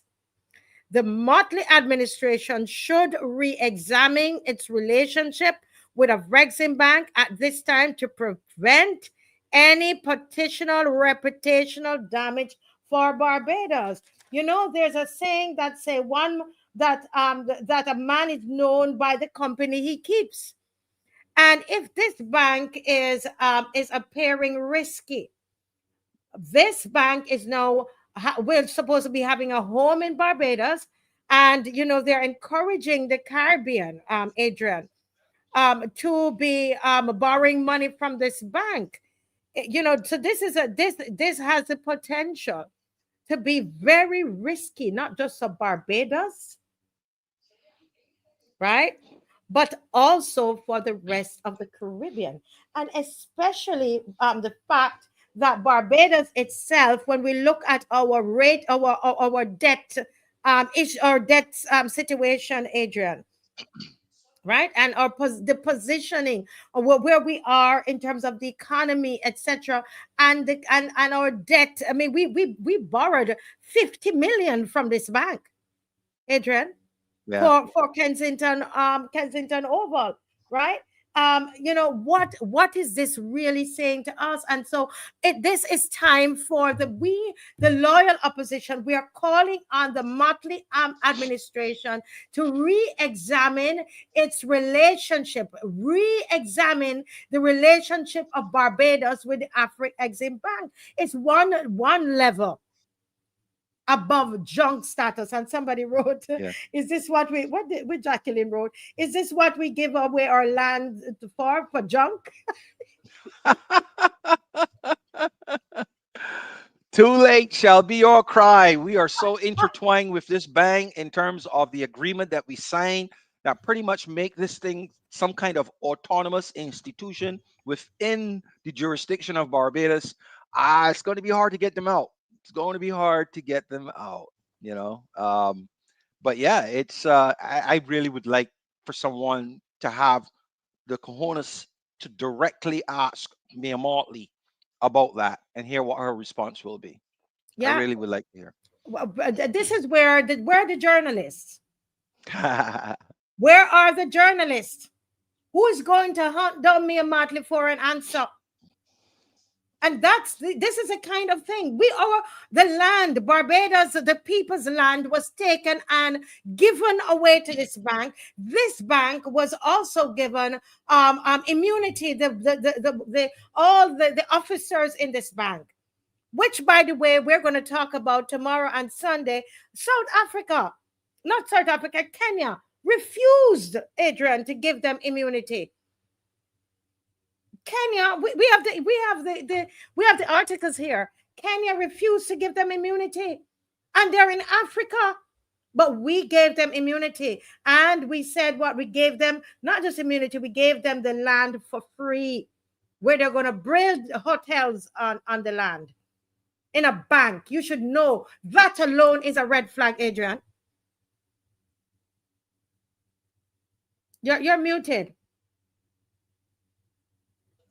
Yeah, it's crazy. The chart of the bank clearly states what their intent is, and that is to increase trade to Africa, right?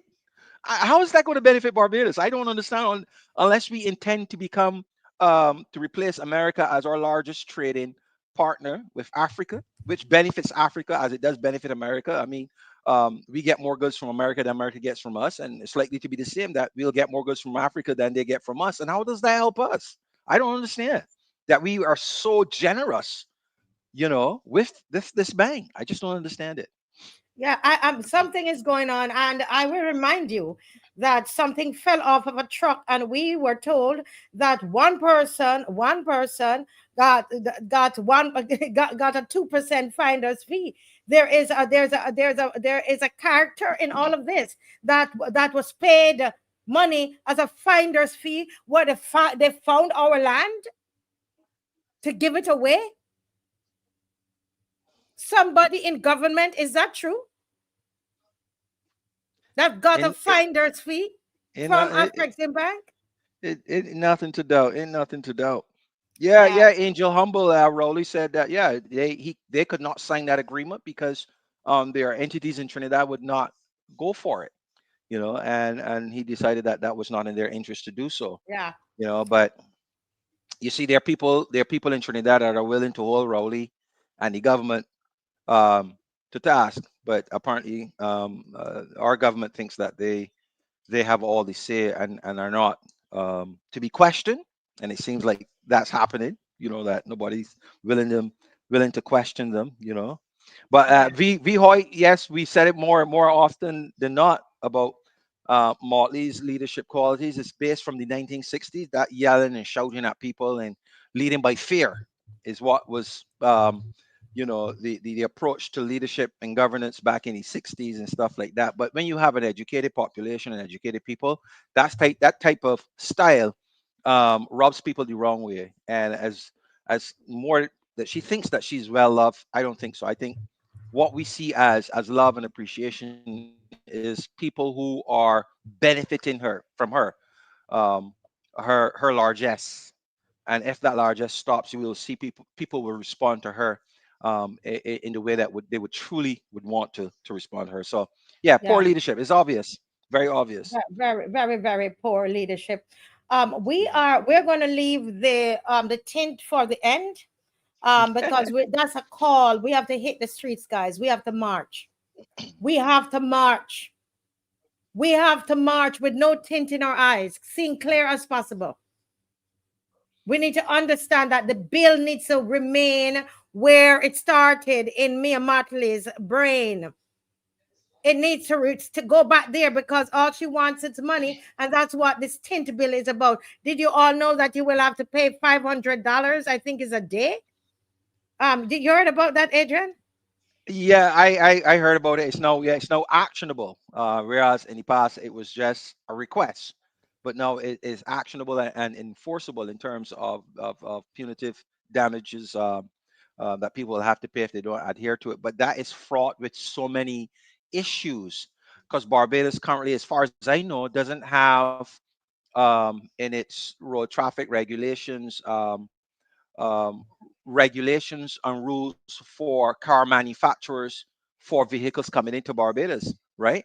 So that what level of tint is um, acceptable in the jurisdiction and where the vehicle is manufactured is what will come to Barbados. And is that going to that tint is that tint going to conform to this new rule? You know, you can't, because that's the problem that a lot of people are having, not only with tint but with these headlights and stuff like that. You know, there's no regulation that these manufacturers or car importers have to meet in order to import these vehicles into Barbados, and but then people buy them and it comes to them as, you know, heavy tint, these neon light headlights, which people are complaining about, and you make laws against them. Who's going to foot the bill for that? You know, so Yeah. I again, a rush. It seems like it's a rush for money. It clearly doesn't do anything for crime. I don't know why it's associated with fighting crime, but it's clearly Oh, this about government. making money. Yeah, Yeah. making money. And I'm going to say Barbadians are going to sit down and allow it to happen. Are we going to sit down and allow it to happen? Have we been dumbed down by the $300 that they're now $500 for? Listen, this is ridiculous. If we allow this bill to go through, I don't know, Barbados. I really don't know. Yeah, well, you heard Dr. Brown's response to it. Yes, She was very I'm clear. hoping that we can play it before we go tonight. I can know this Yeah, show going to go on she long was tonight. very clear. Be, She doesn't understand the purpose for it. be prepared, guys. This show going on long, and we're leaving the best for last. Okay, so hang around. But I heard that they're reporting the show. They can't report the show now. We're going straight into Dominica. Let me bring Hector John, who I know I have to apologize to profusely. Hector John with us tonight. Guys, go ahead and start to like the show. I'm hearing that they are reporting the show. The likes are decreasing, and that's usually what happens. Okay. We need you to like the show. There are over 1,200 of you watching live. Can everybody stop and like? If you have not liked the show, come on. Somebody's going to hurt you if you like the show. You think that they're going to come and find you? What can they do to you? Why can't we have 1,200 likes on the show? Why are you worried about me and Mottley's administration? Why are you so afraid? This reminds me of Dominica. Her and her friend Skerrit. Why are we so afraid?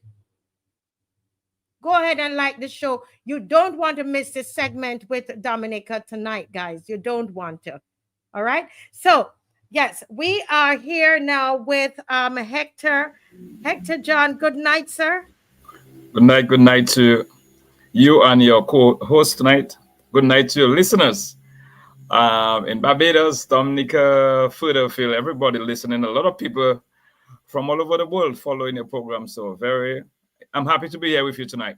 Yes, sir. I know you've been on for a long time, and I want to apologize to you because while we were on our phones, you see, we work with the people of Barbados. This is about the people of Barbados. So they have been sending us things, and they want us to talk to them. I see even a Theory wants to call in. Theory, you can call in a little later. They're finding things. They research. They're active. Listen, they're actively part of the opposition, you know. So I apologize to you. We have to serve the people. So I apologize to you, sir. No problem. No problem. I know you have your work cut out for you. For the past couple of hours, I've been looking at a lot of information, memes, everything they're sending back at you for your past couple of shows. So that means there's a saying we have down in Dominica: no one send stones behind green mangoes. I'm a right mango.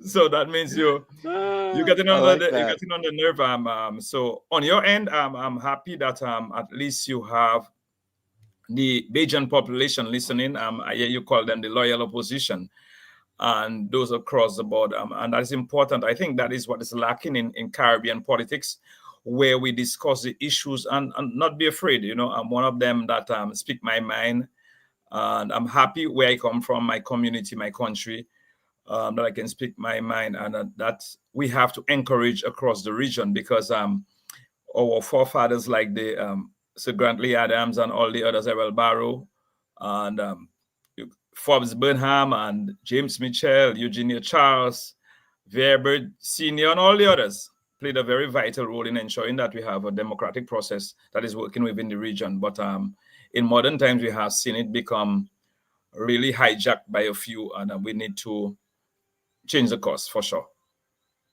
Yes, yes, yes.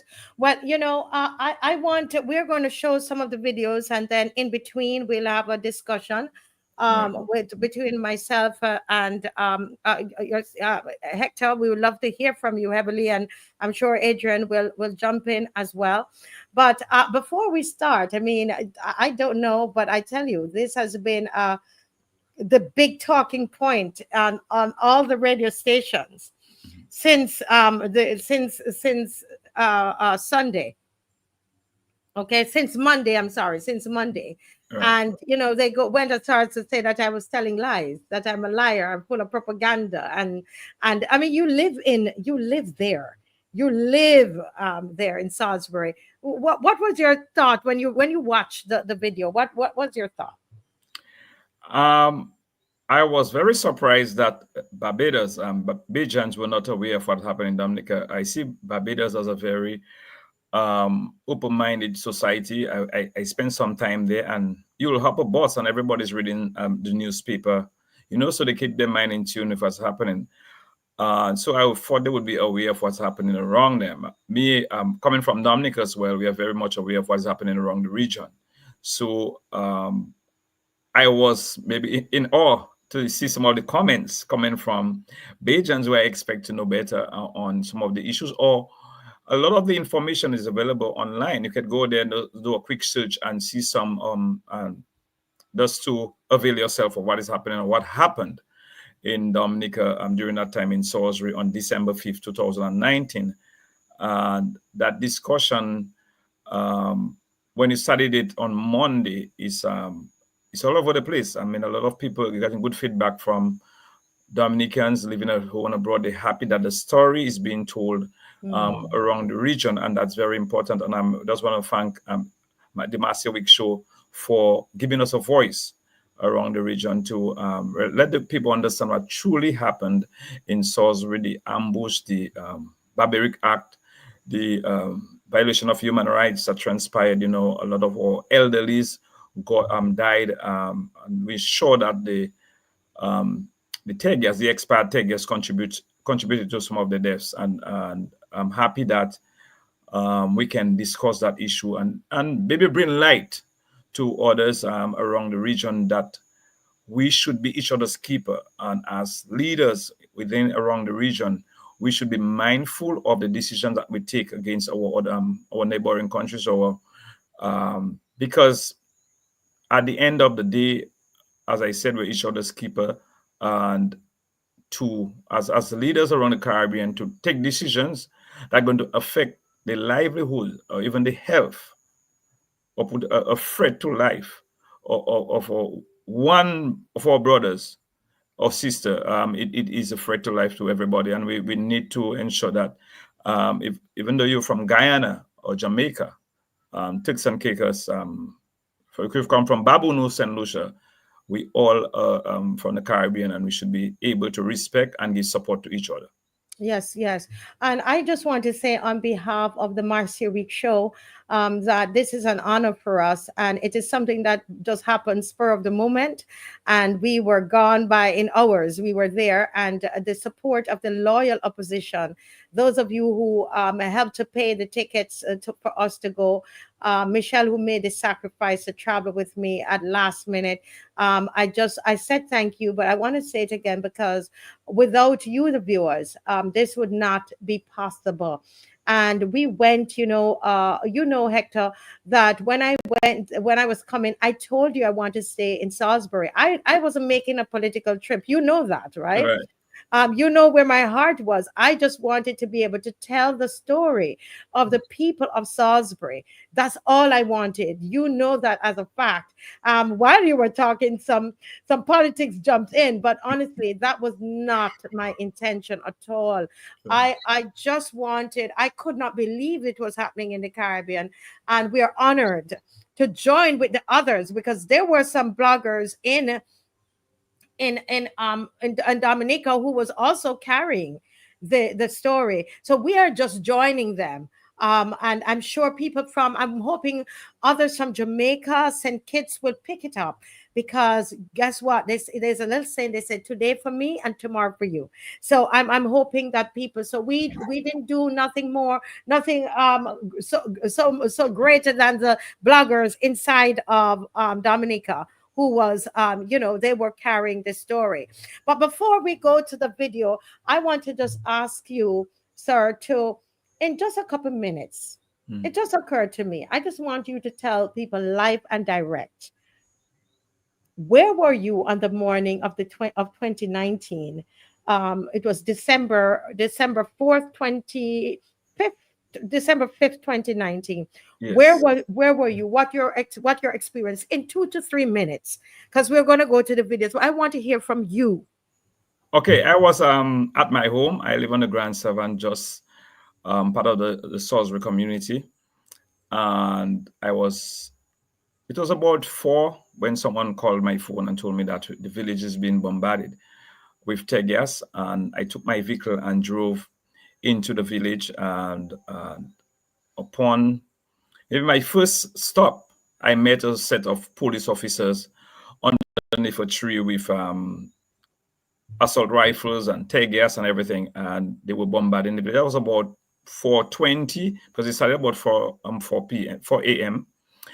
and the community was practically asleep, and it was expired tear gas, live roundup ammunition, and rubber bullets into the community for 8 hours.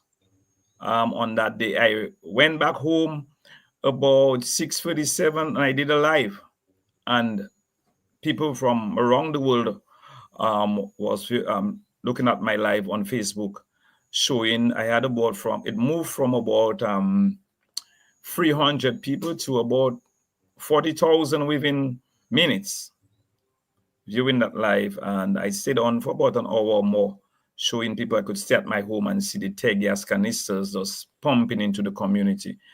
So these are the challenges that we face, and we had a lot of elderly folks. It was that area of the community, Salisbury, is very populated, heavily populated.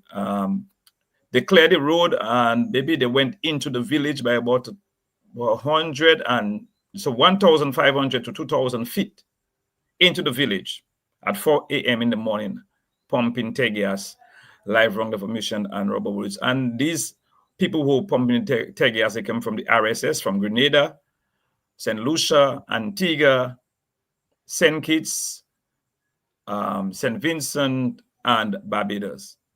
So at that time, the chairman of CARICOM was the former Prime Minister Alan Chasney of St. Lucia. So you had the RSS, the regional troops in Dominica, just pumping tear gas into the hearts, into the mind, into the hearts, into the lungs of our elderly folks, our babies, our everybody, people who are asleep. And when you're sleeping, these things can even do more harm to you. Yes. And from that time, we not even before that, 2015, twice we got tear gas, 2017, but 2019 was the worst. We also got tear gas recently when I was arrested in March 20th, 2025 as well. So we got tear gas about 5 times. But what we are focusing on is what happened in 2019. And that is where the regional troops came into Dominica on the request of the Prime Minister, saying that we were causing mayhem in the place, and we were ambushed and bombarded with tear gas. And what's important for people to know is that the election was supposed to be the following day. Yes, a few hours after December 6th. So we got tear gas up to the 12 p.m. That's midday. Yes. And we have to go and vote 7 a.m. on December 6th. So it's a few hours. So a few hours was the election, and we had to go to vote. And that was, they were sent in to, and we were protesting for electoral reform. We wanted voter ID cards, access to the radio, you know, simple things we were asking for. That a cleaning of the voters list, campaign reform, campaign financing reform. That's what we're asking for. Things that we see our sister countries, the same countries who came to give us tear gas and shoot at us and rubber bullets. They have voter ID cards. They have clean voters list. Our voters list is about 74,000 people. The population of Dominica is about 60-something thousand. Your voters list is supposed to be about even less than 2/3 of your population. You know, and you have your voters list is more than your population. And these are the same things we were asking for, basic things. And the government see it as we are saw us as troublemakers, and burning the RSS. They were also in Margaret as well, another stronghold of the United Workers' Party, and they got tear gas as well. But I think they really rained down on the people of Salisbury, and that's why when you went around the community asking these questions and getting more information, people were very passionate about it. Yes. People expressed themselves. People, the elderly folks, show that they're still resilient, they're defiant, they want to ensure that they get justice. And that is what we are here for. As a community, we see ourselves as very proud, hardworking, and very strong in what we believe in. That's why we call ourselves Barry Strong, meaning Salisbury Strong. And very proud. We are a very proud community as well. And that's why we'll never let this one go down the drain. This matter is before the court, and we'll take it to the Hague if we have to. Yes, yes. You know, I still have to ask a question, and I think Adrian might have a question there to ask. But let me just ask you something. You know, yes, it was the RSS, and it, you know, there were troops from the Caribbean. We were told that St. Lucia's Prime Minister Chastanet, that he removed his troops when he realized really this was politics that basically that was happening, and that you had guys had a legitimate reason for protesting now, and he removed his troops. Why is it? Can you explain to Barbadians? Because I'm explaining and they're saying I'm making it up, sir. Why is it that as we went through the community, there were some people who didn't even want to see us because they were told we were from Barbados. They didn't want to hear Mia Mottley's name mentioned. They didn't want anything to do with Barbados or Mia Mottley. Why is that, sir? Can you give us the nutshell response? I think it's because of what transpired, and they saw Miss Mottley, Prime Minister Mottley, as a prime minister they respected. They were looking, including myself, when she came in as prime minister. I was very happy that a wind of change is blowing across the region. A female prime minister that will maybe bring something new, something fresh, you know. And when that happened to us, a lot of people really they were taken back. Also, it came on the heels of Ross universities as well, leaving Dominica and going to Barbados, and it affected. We are a farming community, and a lot of farmers sold their produce to the Ross around the Ross universities, to the restaurants, to the bars, to the students as well. I provided housing for a professor while Ross was in Dominica as well. So a lot of us benefited from Ross being there and Ross leaving the country as well. That affected us as well as a community. But also we expected different from the Prime Minister, Mayor Mottley, in terms of that decision. She gave support to send troops to Dominica, and people saw a lot of the Bajan troops, and they heard them.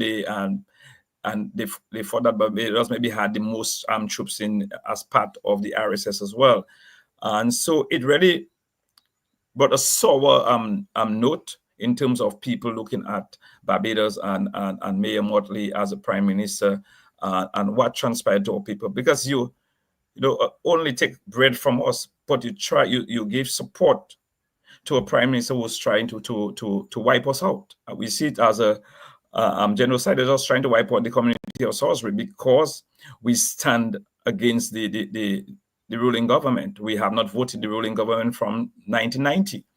Not that we not want to vote the ruling government, but how they treat the people of Salisbury, how they the rule of law, how the level of corruption. There are a lot of different things that the people of Salisbury will not stand for, and they will express themselves whenever they have to, and that is why that they rain terror on us, and that is why some of them will not give support to Mayor Mottley. They don't want to hear her. I was very shocked the level that some of them would go speaking ill about the Prime Minister of Barbados, because I think it hurts them. It hurts a lot of them because some of them lost their loved ones. A lot of I will say, since we started getting tear gas, we have lost about a dozen elderly folks within that area who inhaled the tear gas. There's an elderly lady who is about 83, and about 14 live rounds of ammunition went into her house. That is not that is before the December 19th protest action. You know, there was a gentleman, a U.S. citizen, who returned to Dominica, and he just came down to assist in helping the elderly and children move, and he got shot. That is December 5th. I show you met the gentleman as well. We went to his home. You met the gentleman. I saw the pictures. I have the pictures actually. I don't know if we're allowed to show them. Right, because this matter is before the court. Right, so we can't show it. Yeah, we won't show those. But he was. I have the pictures. You know, we have them in our phones. Right. Where he, you know, he was shot. And so, just to summarize, and I've been saying it, is that the people told us we heard the Barbadian accent, and they realized that there were more Barbadian police or soldiers there than anybody else. And they also felt that because Mayor Mottley had come into the country in 2013, saying that she was agreeing with the people that they needed electoral reform. Now that they had the protest about electoral reform, now that she's prime minister, she was saying this, agreeing with the people when she was in the opposition. When she became prime minister, they thought of any nation at all, Mayor Mottley would not side with Skerrit and tear gas the people. And this is what they said to us. We were hurt and surprised. Yes, Am for I sure. wrong? For sure, because I was part of the, when she came to Dominica in 2013, September, I was part of the parliamentary opposition. I was leader of the opposition at that time.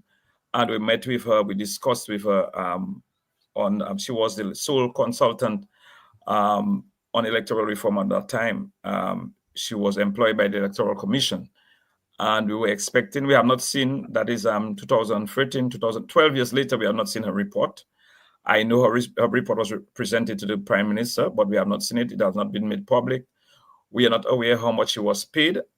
And that is why, as you said earlier on, the people as well fought that someone who was there in 2013 interviewed a lot of us, go through our laws, understood what transpired, what we are faced with, and made recommendations.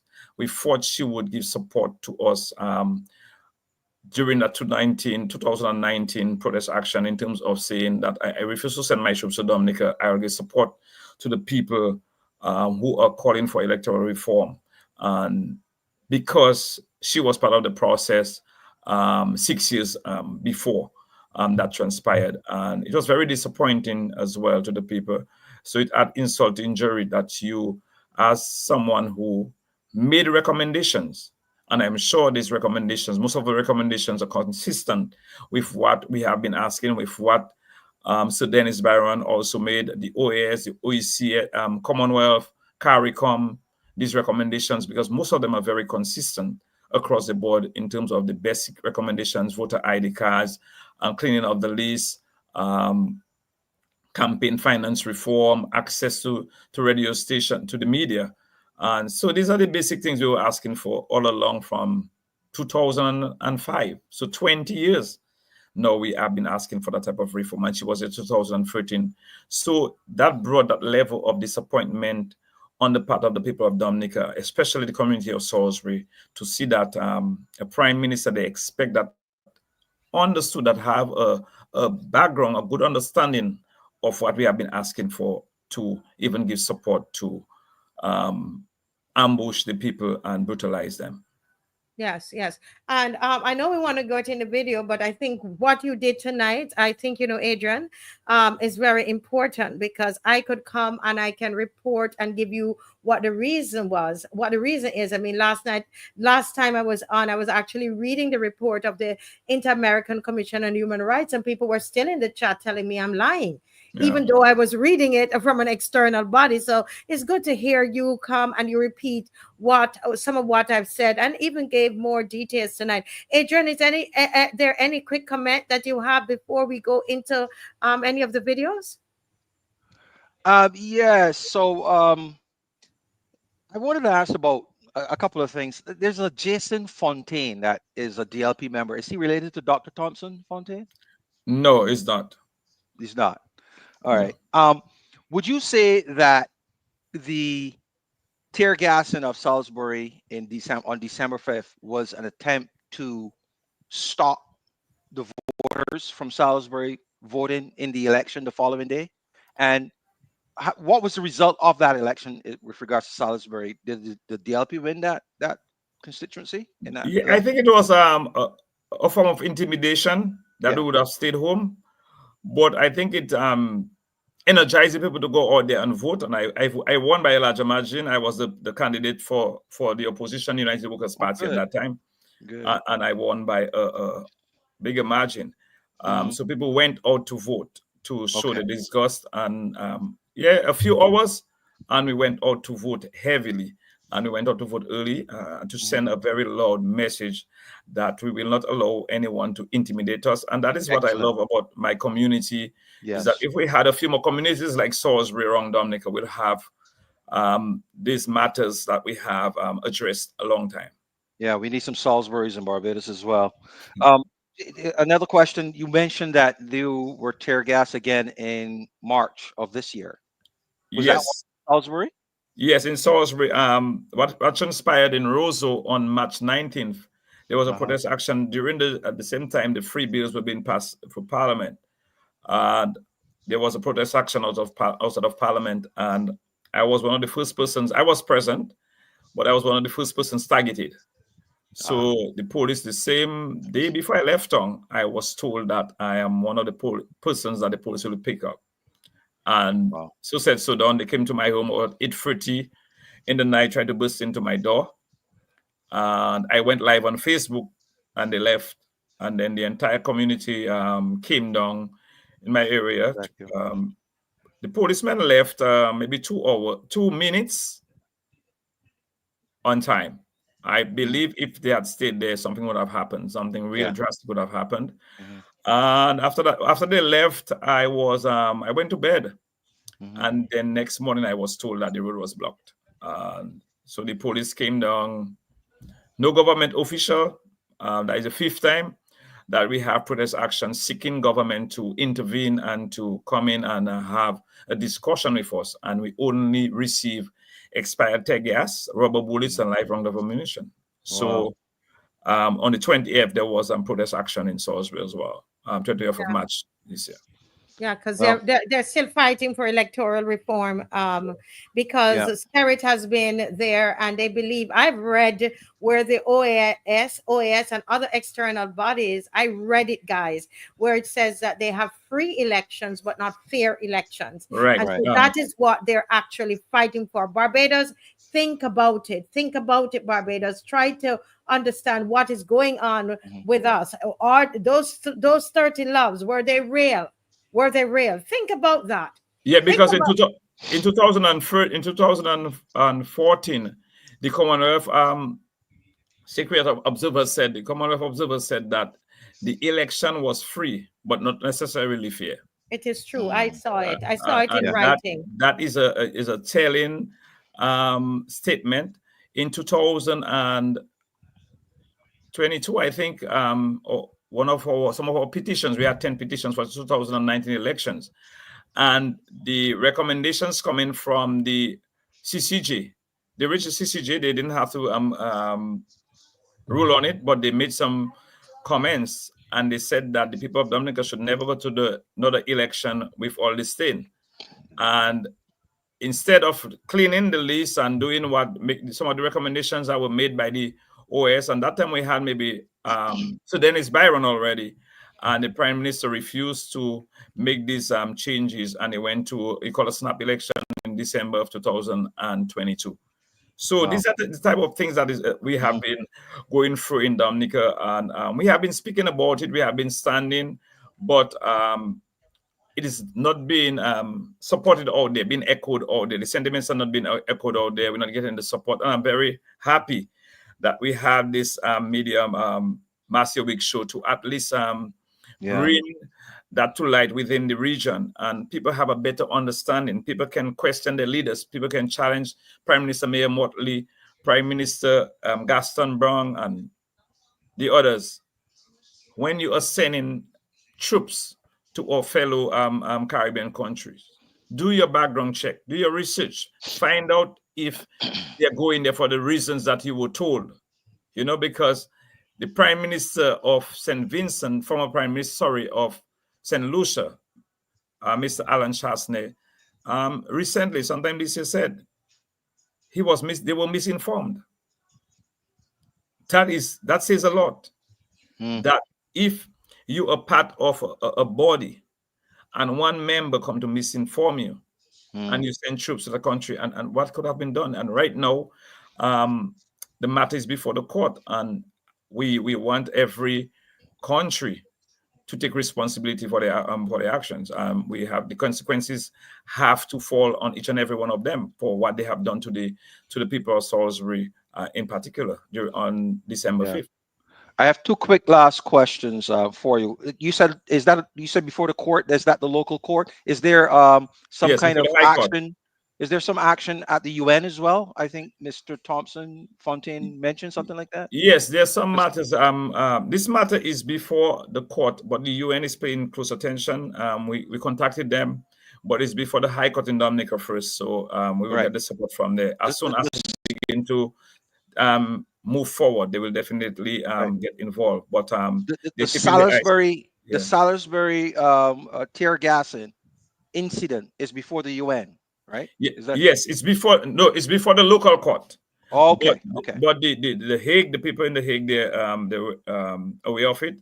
Also, in March 2020, the former ambassador to the United Nations and the US, not the United Nations, sorry, the OAS and the United States, Mr. Vince Henderson, was before the Human Rights Committee, and he was questioned about the tear gas in Salisbury by Dr. Bulkan, who is a Guyanese who was on the Human Rights Committee at that time. And my last question has to do with did Skerrit attempt to call in the RSS again for the March 2025 tear gassing that he did?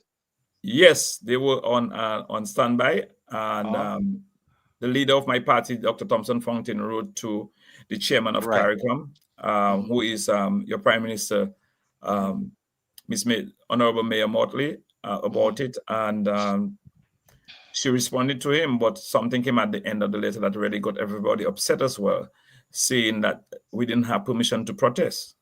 And indicating that we didn't have permission from the police to protest. Who said that? Who said that? And the Prime Minister, the chairman of CARICOM right now, Mayor Mottley. The letter is available online. You can get the exact. It's unbelievable. I would finish by saying that this is the same woman who, when Mark Carney won the last election in Canada, lauded him as a protector of democracy. But here is the same woman protecting someone as lawless as Skerrit. It's just ridiculous, and it just demonstrates that you must pay attention to what this woman says and not necessarily believe what she says. Yes, yes. Wow. This is amazing. And the really last comment, I didn't know we would be talking this much, but I think the people appreciate their understanding a lot more. I think so. I want to say that, something I learned last night, and Adrian and the other panelists who are listening, if we can find this and do some math on it. I believe the Prime Minister, Mia Mottley, when it was, people were saying, well, the last by-election, just below 50% of persons voted, of the electorate voted. She said, well, in any case, there are 1,200. The list was bloated by about, I think it's about 1,200. I don't want to misquote her. What, Adrian? 2,000, because Huh? it was 2,000. The list was 8,500, Yes. and actually it was more than that, because she says by their count there's under 7,000. She says 6,000 something, right? So it was over. So yeah. But she said 2,000. So let's go with what she said. Okay. So she said, listen to this, Hector, and the viewers, listen carefully. This is why this story, I didn't go for this part of the story. Honestly, I didn't. But this is what is coming through, because our Prime Minister said, but the electoral list was over by 2,000 in one constituency. We have 30 constituency. If we do the math, Hector, I wonder if we're in the same position as Dominica, where our voters list is way more than the voting or even the population of Barbados. It will be quite interesting. Yeah, very. And what is done with that extra? What is there anything that they do with the extra? Right. Isn't that what are your thoughts about that, Hector? Hearing something like this. Well, that's where we see a lot of ghost voting, voter suppression, a lot. It creates the environment for a lot of vote rigging. And if you a politician and a prime minister that is confident that you can win on your own because of your performance, your own merit, why not clean the list? Allow people, and that's why I have a lot of respect for former prime ministers like Baldwin Spencer of Antigua and all the others, people like that. They created the environment for people to vote and vote fairly. See what happened in Trinidad recently. So you create that enabling environment for people to vote, elect a government of their choice. That level playing field, it makes you feel or look better as a politician, as a prime minister, that you're creating that enabling environment for everybody to have a chance to vote. And one vote is first past the vote process we have in the Caribbean. So if you allow everybody to vote, their vote counts. But you not want people to come to vote, and then you importing voters. Then the list is bloated. You have all kind of machination. Everything can happen in terms of vote rigging. So if you have a clean list, a list that is re-registration, clean list, everybody have the voter ID cards, the process is not rigged, the process is free and fair, the people are going to have a government of their choice. But if the election is rigged, you want to pad up the voting process, you want to voter suppression, people are being paid to stay home. People are being intimidated. People are being victimized. A lot of people went to Dublin for that rally that Mayor Mottley was attended, because they were threatened, because they were intimidated, because they were offered drinks and promises. And then when some of them to go there on their own, some of them went to show their face and left.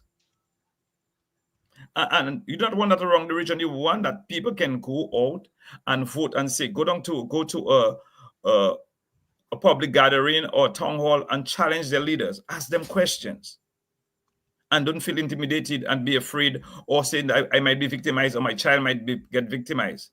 We want everybody across the region, and that's why I am one of the advocates for harmonized election laws around the region, so we can use the best templates.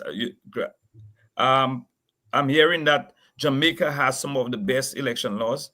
if Jamaica has the best, let's twig it across the region to make fit everybody and make sure that we, every prime minister, every leader in the CARICOM gives support to this type of harmonized laws and ensure that we have voter ID cards, clean lists, access to the media, campaign financing reform.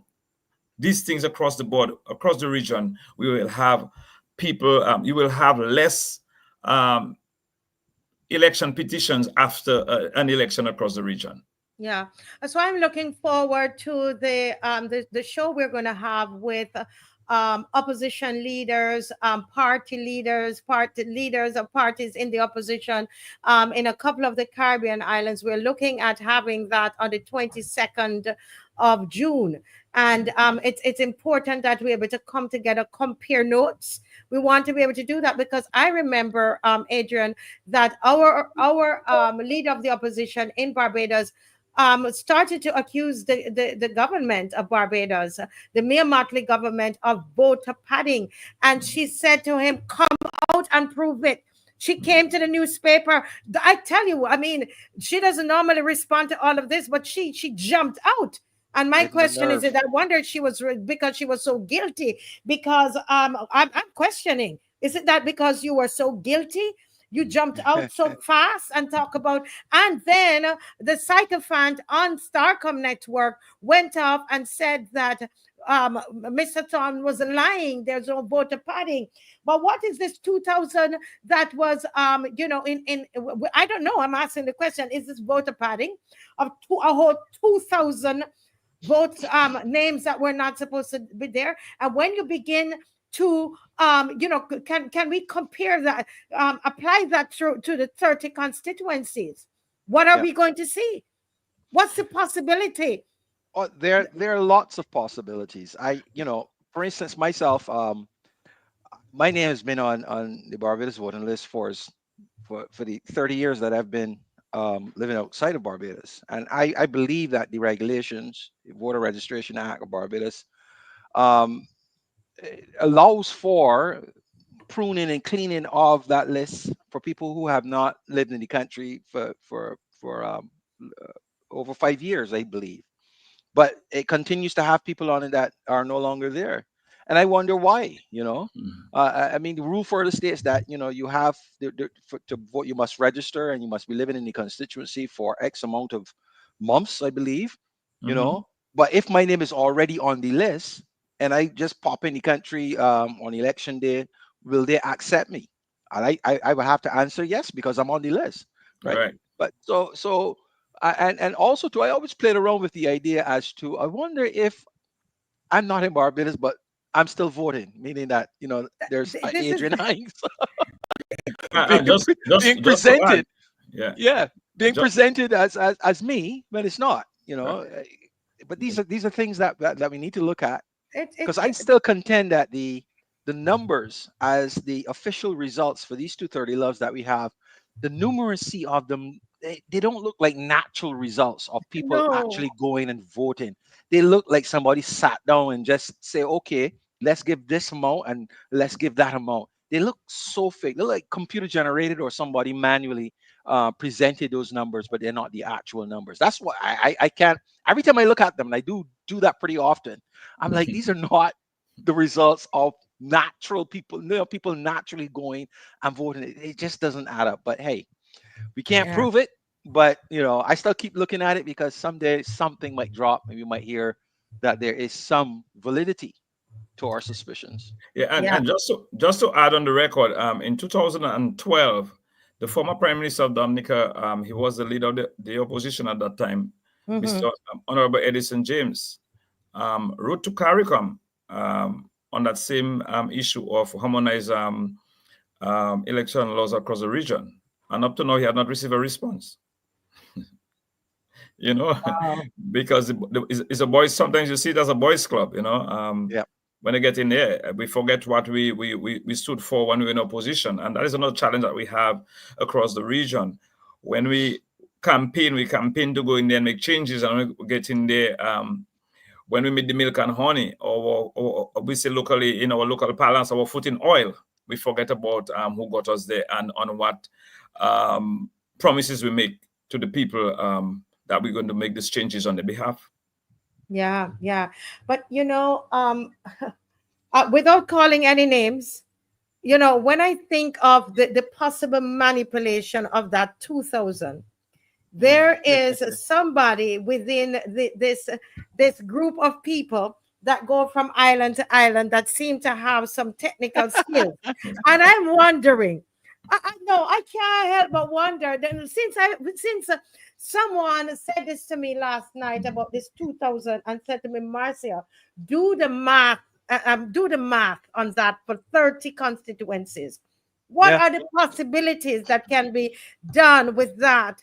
Where you're so I want to ask you, you think that there are people with that's running from island to island with certain skills that could possibly manipulate this kind of thing? You're laughing, Hector. What are your thoughts without calling any names? Well, I've seen it happen across in Dominica on numerous occasions.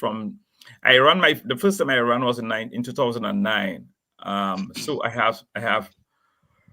I ran 4 election cycles, including a by-election, and won. And I have seen that happen in terms of polls and congs and padding up and the pollsters getting to a science and getting the government to bring in who they want in particular constituencies. And that happened on several occasions. Locally on the ground, the people voted for who they wanted the government out. But with the monies that the government had to bring in overseas voters, it is estimated that the government spent about 12 million to bring for election campaign in 2019. In 2009, 2014, they spent 32 million. And 2019, they spent 72 million on election campaign. Just to campaign, to bring in people, to have everything going, to bring in the advisors from Barbados and whatnot. I will not be calling names. Well, it's true. I mean, we can call it is truth, and it is there documented that Peter Wickham works on the campaign, and so does who else? We Hartley can say Henry. that. Hartley Henry. Hartley Henry. You have your communications guy now he came from St. Kitts originally. That is Charles Jong, and you also have Prasad. Yeah, these guys move around the region, and that's what they do. When Thompson died, and they couldn't handle Mr. Fronders Stewart, they said the kingmaker, the king died, so the kingmaker has to move on, and that's why they moved to the Barbados Labour Party at that time. So, you're Bajans, you know the history of that, So, if we look at it across the region, they moved to the different islands, and with the rum and we say it rum and CO and conquers, politics. It's nothing about the issues and people being empowered and the young people understanding what's happening around them, but they're just drawn into the music and into the alcohol. And that is the saddest thing about it. Some people go to the meetings, they clap, and when they get home, they know what they really, and they sit down and they maybe start clipping. As I said, oh, I already clapped for that. But they were drunk in the moment, and that is a sad situation that we have happening around the region. And that's why I took a lot of interest in what transpired in Trinidad recently. I think the election in Trinidad, maybe a lot of us begin to look at that type of elections in terms of they voted on the message. You will have the negative here and there, but overall, the campaign in Trinidad was a good one between the NDC and the PNM. The NDC won, but if you look at it, they stuck on message, and it was not along the racial lines that they had before. People voted on the issues, and I think that is what we would like to see around the region. It's hitting up in Guyana right now. Elections is hitting up in Guyana, in St. Lucia, and other islands, and I would like them to let us look at the issues, the bread and butter issues, right? How can we make life better for our people? How can we get our country back to right order? Cut down the crimes, and I saw the video of the young lady a while ago about the taxis and giving us a little money in the pocket and then bring up the taxis. You know, if you want us to survive, give us some breathing space, just increase the minimum wage and give us something and leave the taxes down for a bit. Let us get some breathing space. And I applaud the young lady for getting the courage to go out there and speak. And we should encourage our young people to speak on these issues that affect them. Yes, awesome. Awesome. Well, we're going to show you one of the videos now. And this is the last thing I really want to say is what is interesting is really how former Prime Minister Fronda Stewart is coming out of the story, wanting to be a man of integrity. Yes. And not wanting to work with people that he felt that would compromise his integrity, you know, by firing these guys. I said, no, I don't want you around me. And for me, as a person who I love, you know, I'm all about integrity, that transparency, accountability. See, I have to say that Fronda Stewart, you've gone up a notch in my book. Yeah. I'm going to say that. Let me just say quickly, I met Prime Minister Stewart when he came to Dominica in 2017, no, 2015, after Tropical Storm Erica that devastated part of Dominica, a lot of landslides and whatnot, flooding. And he came to my constituency, particularly the village of Kulibistri. And that's where I met him, a very kind, approachable gentleman. Prime Minister Kip Mitchell came there as well. I met with him as a member of parliament for the area. So Mr. Stewart, he left a very good impression on me from the first when I met him and interacted with him, and then began reading about him. I can say that about him. I don't know much about him in Barbados politics, but meeting him one-on-one and having that type of conversation with him, I see him. He left a very good impression on me. Yeah. Well, guys, there you have it from the horse's mouth. Yeah. All right, and let us just, Dave, you have one of them there on, we probably just showed 2, we had 4, but we have time, you know, Adrian, and we're just going to inch them out little at a time. Yeah. So let's go with this one that is on screen, Dave. Probably we should do that. Go ahead, Dave. Thank you so much, guys, for waiting. So what are we looking at here? Take gas canisters that was sent in the village. There's a few of them picked up in his yard. We have dozens upon dozens of that picked up by villagers. Wow, that these were thrown into yards. Wow. Discriminately. Right. Yeah, this one in this yard, well, he picked up, he'll tell you how many tons he picked up. Tons of them that he picked up. So we have here Mr. Roberts. Yeah. And Mr. Roberts, we are here on your veranda with us, a beautiful view.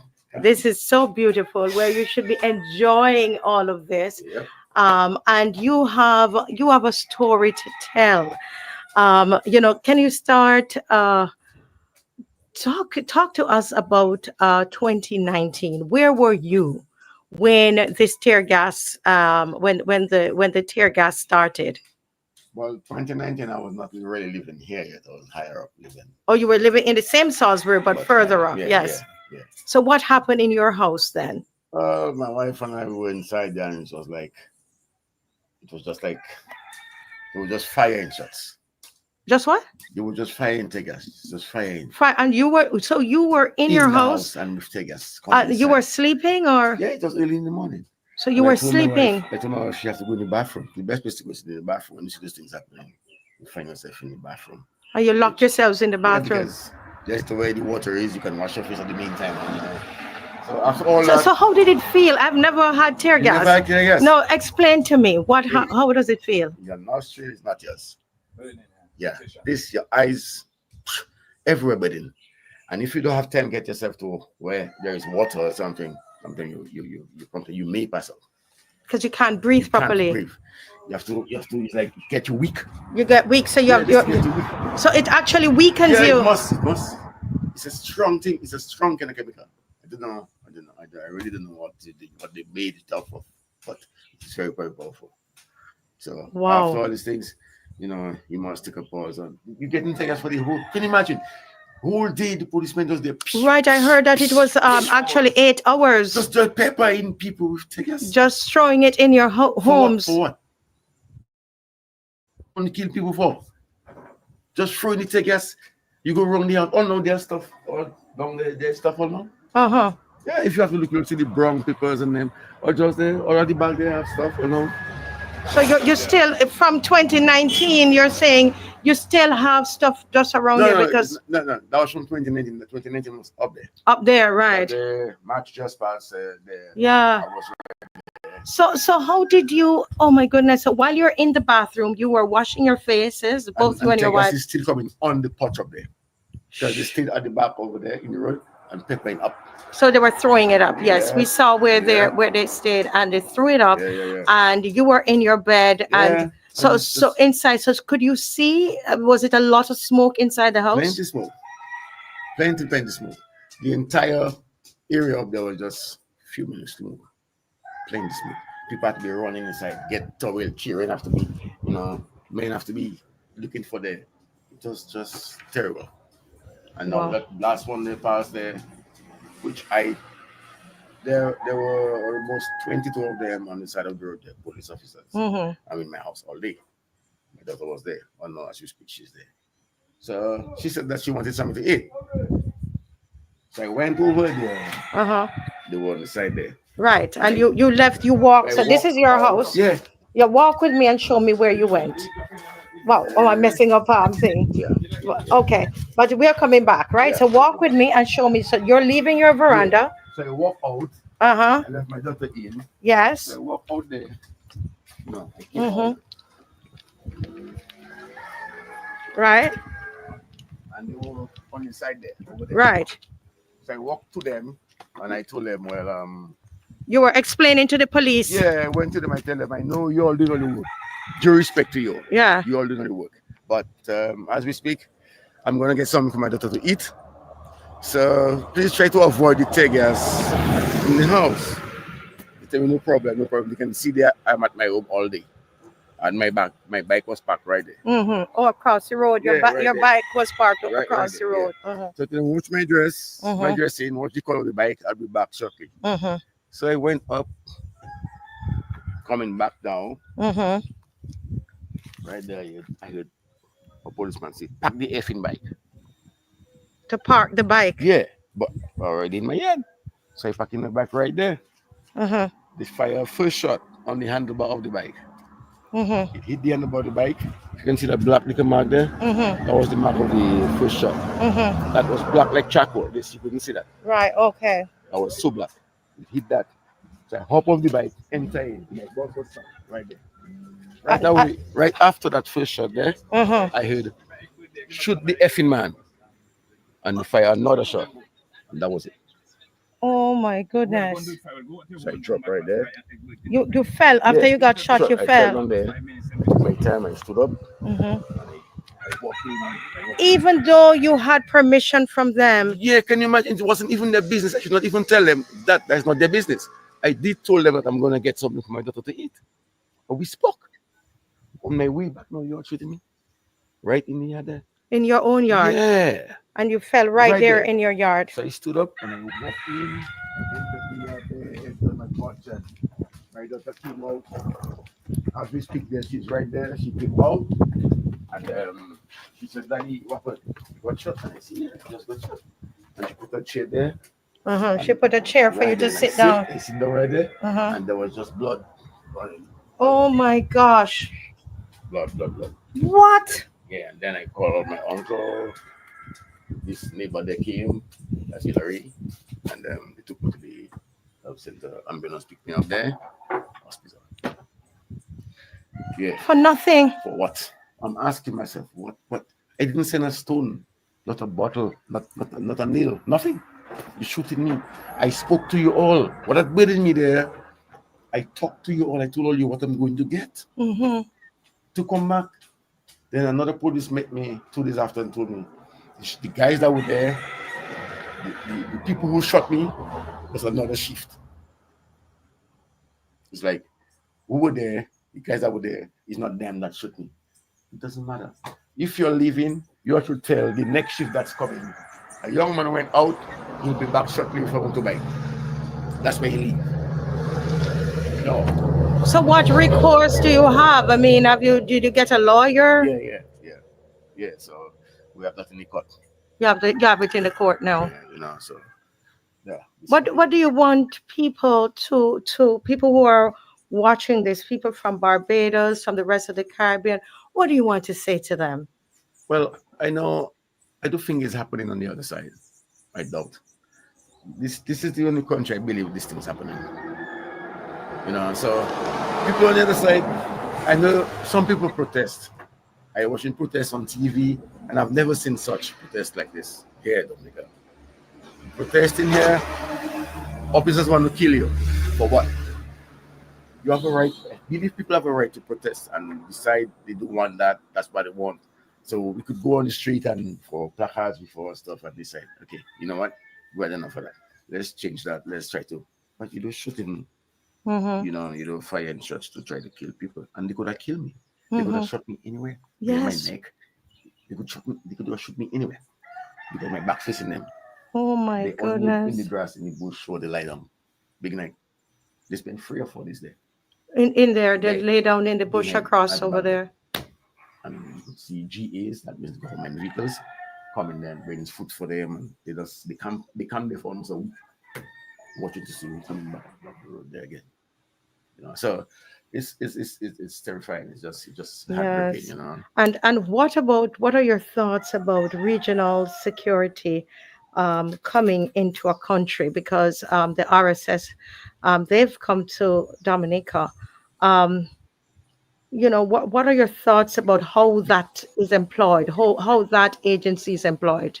Well, I believe the government have a lot to do with that.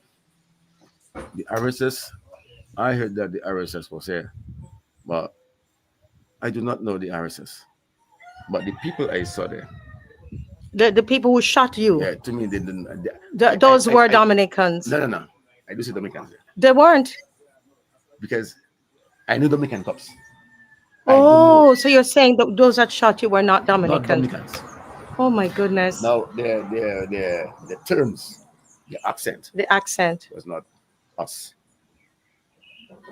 Their faces, the way they are, you know, you could see they're not from here. I saw all that in them. Their motives, their moves. How they move, because you could tell. You know your people. Yeah. And they didn't seem like Dominicans to you. At all. Wow. No. And if they were Dominicans, I spoke to you all. I think frequent of Dominica know this man. I've worked around that country.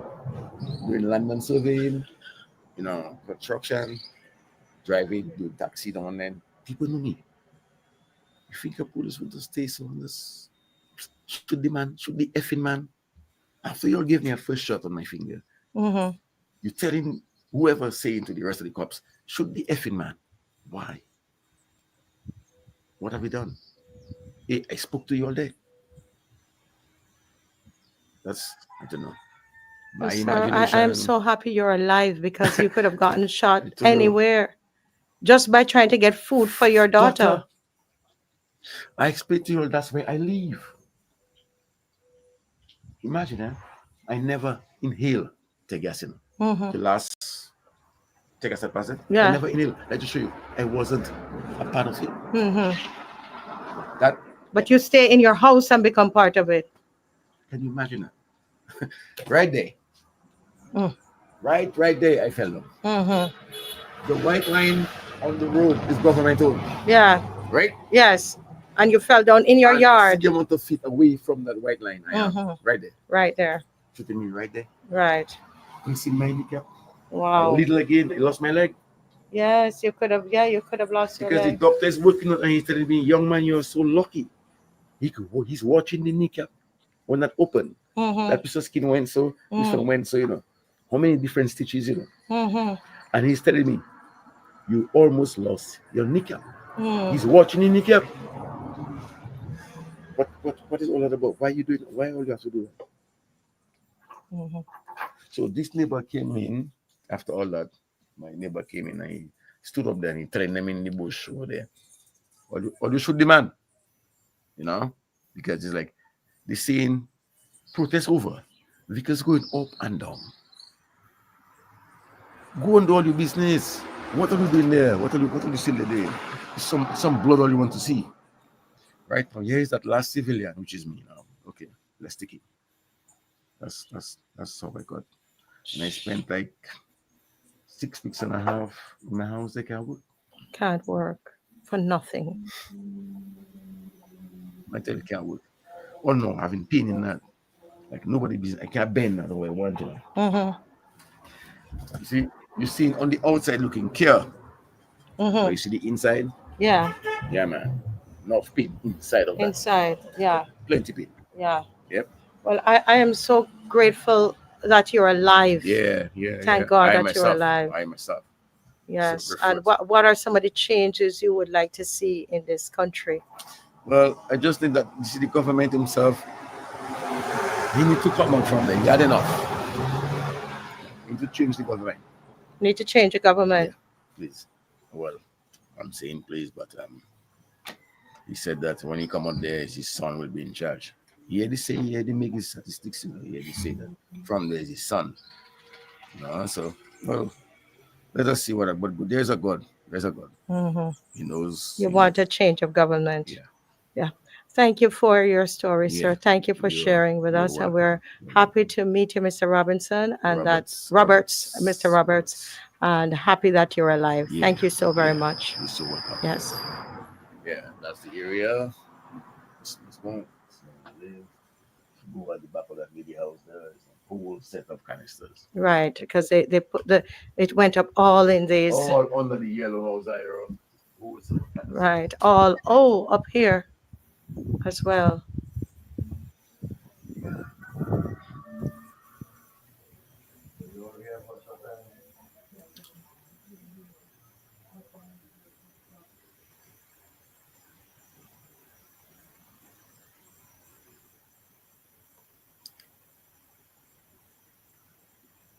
Watching it again brings back the memories again, and just how I couldn't believe when he was showing me what happened. There's a little piece there that we spoke with daughter. We couldn't show her, but she confirmed she was there and saw her daddy and all the blood, all because she asked daddy for something to eat.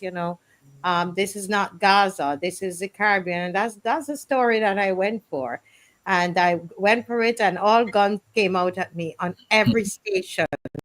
Everybody came out at me. Folks, like they are messing with the algorithm because they don't want the story out. Do you understand that? I need you to like.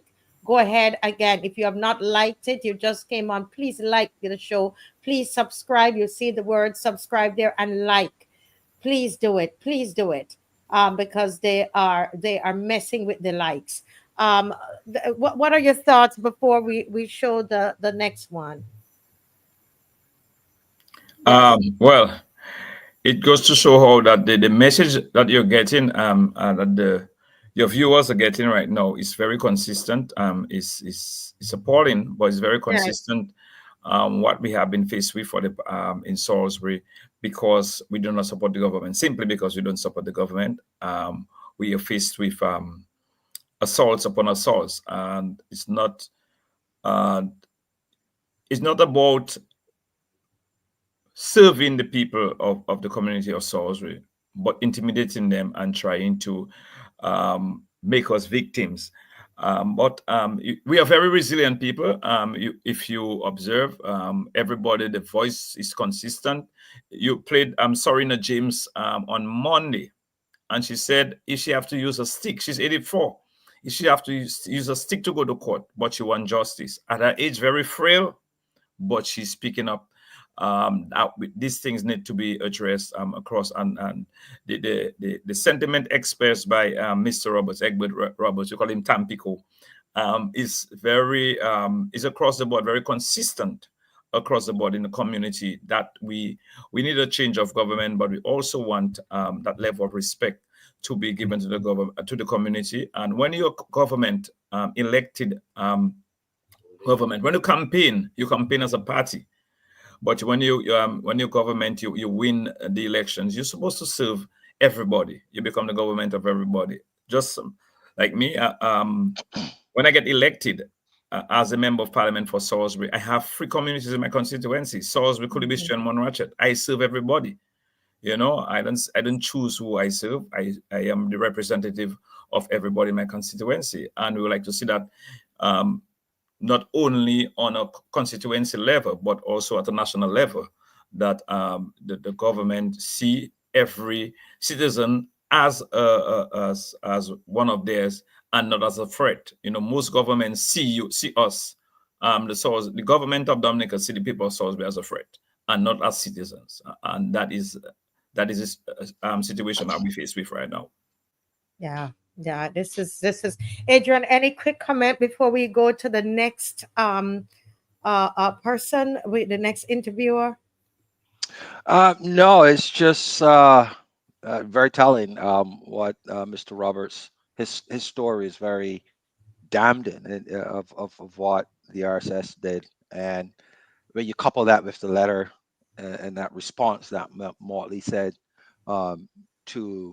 in response to Mr. Fontaine, is just it makes you wonder why they would do this to Salisbury. I mean, they're winning the elections. Is it that they want to have bragging rights? It was Salisbury the only holdout in terms of seats that the DLP didn't win, that they wanted to mirror what Mottley has accomplished in Barbados, winning all seats. I don't know. It's just ridiculous. Salisbury and Margaret. So those are the two seats that they never won. They never won, and those are the two places that got tear gassed. Yeah, even while the main opposition did contest in 2022, the independent candidates in both constituencies still won. Oh my goodness! And those are the two constituencies that got tear gassed: Salisbury and Margaret. Yes, Salisbury and Margaret. I mean, you can't. Yeah, the facts are right there, right? It could be as sinister as that. And then to say that his son is going to be the next prime minister, is that what I heard Mr. Roberts said?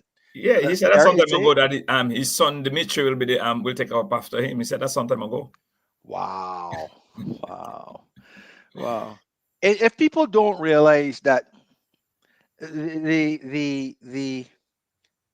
this political dynasty, this HH and Wickham and these people, it seems to me that Dominica is the staging ground for something that they're trying to accomplish throughout the Caribbean. It seems that way. It's just amazing the crap that they got away with down there. Just amazing. I'm getting a message here on my phone, and they said that what we are failing to say is that the roads that were blocked would have stopped the people from voting, that Salisbury had blocked. And so that the police, I'm reading the police, when they went there, that they said, I think the police did the right thing. They said here, and called out regional assistance to unblock the road. I don't know. They said the opposition is very slick and backed by American agents. Can you respond to this? I'm just reading it. I got this out of somebody. I guess they, that's their view. It's laughable. Well, they said Dominica has done excellently under this government. They said so they're supporting the government, and that the government is doing a great job, and that the police, they said here that but for sure, I think the police did the right thing. Okay. Right? Well, that's a person's opinion, and that nobody died. They said right. That's a person's opinion. I think if you unblock the road, I must say that Salisbury is in the center of Dominica on the west coast, and we are between the city of Rose on the tongue of Portsmouth. So that is the main artery, the Eo-Lilbla Highway. So if we block that road, you're cutting off business on either side of the island. So that is for us, the area is critical, but it's also give us a voice to express ourselves, and that's where, for us to get something done in our community, I'm telling you, most times we have to turn to protest action. There's no time that we have asked the Prime Minister, the government, to do something on our behalf that they have do it willingly. We had to face protest action. But for the person to say that the government was right to go into the community, you unblock the road and go up 2,000 feet into the community and bombard tear gas So into a let me civilian ask you, community. as I did ask, what I just want Yeah. for clarity for that view, that they tear gas after they blocked the road. Yes, they tear gas after they unblock the road. They unblocked the police. They unblocked the road and then they tear gas. Yes, that was my understanding, because I was asking to the person who I was asking the same questions that you said there, ma'am, that you asked, or the statements that you're making, but you have to understand the chronological order of what happened. And I did meet people there who developed complications, ma'am, since after the tear gas. And there was a woman older woman, and she said her mom got hit in their head. There are people with cases in court, etc., and people who are still going to the doctor, who have lost they're losing their eyesight. And for me, I would be quick to say to negate what the people are saying that happened to them. I wouldn't be quick to do that, is what I'm saying. That's their view, so we wanted to share that as well. No Go problem. ahead. Yes, go ahead, Dave, and let's look at another person. There's nothing more, Adrian, than somebody telling their own story. Absolutely. Right? There's nothing more than that. Yes, and you look at this and tell me if, based on what this person, if the police, she said the police was right. So look at this and hear this and tell me if you agree that the police was right, regardless of the circumstances. Okay, because I was so I could have come up that hill, man, but coming up and seeing you, I'm so happy. Aren't you happy, Michelle? Yes. Michelle, that we took that hill. It's all worth it. It's really all worth it to meet you. Listen, this is an honor, ma'am. I'm Marcia Weeks, and can you tell us what your name? My name is Emmeline Anthony. Emmeline Anthony. Oh my goodness, your skin is so beautiful. Yeah. So beautiful. At 80, how old are you? 83. 83? Oh my goodness. And your sister lives here with you as well? I'm doing what I can. Yes. His sister lives here. How old is her sister? Oh, is son 86? Yes, I think, yeah. Yeah, 86. 86. 86. And we're here to interview you because we were told that from the bottom there, because you're on the mountain, the top of the mountain, kind of going up. I kind of, but I take it badly. Yeah. Get it badly. Yeah. I lose my glasses. Up to now, I don't know where it's past. When I was going on, they come and tell me, tear gas, to live there. When I go to the street there, I couldn't go there, so I had to pass a little back door at the back there. And I don't know when the glasses fly. Because you're trying to go somewhere where you could cover. Yes. Oh my goodness. They go up right up the hill, they go a place they call Grand Savannah. So you're trying to go higher. Higher up. By my son. Oh. He sent a transport for me on the road. So I go on the But you started out by yourself. Yes. And you lost your glasses. And you haven't gotten it back as yet. Wow. I wouldn't get it again. Why? But who know, maybe any children get that, they play with it when they visit. Because they can't find it. So you would need to get a new pair of glasses. So they were prescription glasses? Yes, but I bought it for $675. US dollars? No. EC 675. So then it's the money to buy that again. But I haven't got it. I can buy it. So you would have buy it again, but I would buy it, but I haven't got it. You haven't gotten it as yet to buy it. So you lost your glasses that you save up your money to buy your glasses. And because of what happened, you were trying to go for cover. So tell me how it felt when you felt the tear gas. The tear gas, and they come and they tell me tear gas around my place. When I go outside, one fall just in front of me. A tear gas fell in front of you. Yes. A canister. I cannot see light. So because you can't see because of the smoke. The smoke. So a canister of tear gas fell in front of you. My eyes start burning me as though it's preparation on my face. Your eyes are burning you? Burning me, yeah. I stayed there a good while before I make a step to go on the other Well, side. so you had to stay in that smoke of tear gas because you can't see. No. So did you go down on the ground? What did you do? I think I go down on the ground, I fall. You fell? Yes, I fell. And when I get a little relief, I get up. My grandson come there. He hold my hand and he bring me up the road. And I stay in my boyfriend, my son have a girlfriend. Mm-hmm. She have a little shop up there. So I enter there. While I there, they tell me, make way for me to go because the gas coming there again. Oh, so when you got to your son's friend's place, then you had to move again. Yes. Because canisters were coming again. I had to go at his home that time. I sleep there and I come down next day. Mm-hmm. Because I couldn't do nothing. It's when I reach up there, I get something to eat because I didn't have them to take nothing by my place to eat. So I get it and I eat, I sleep, and next day I come down by my room. Oh my goodness. It was very terrible. Very terrible. You thought you were going to die? Yes. It was bad. It was bad. And it was not the first time. I think like 4 times I taken tear gas. 4 times you were tear gas 4 times? Yes. Yes, I went to Roseau. They had a little meeting. I have to pay my bills. I pay my bills. When I reach by the meeting, I see everybody running. Tear gas. I have to leave and go back down.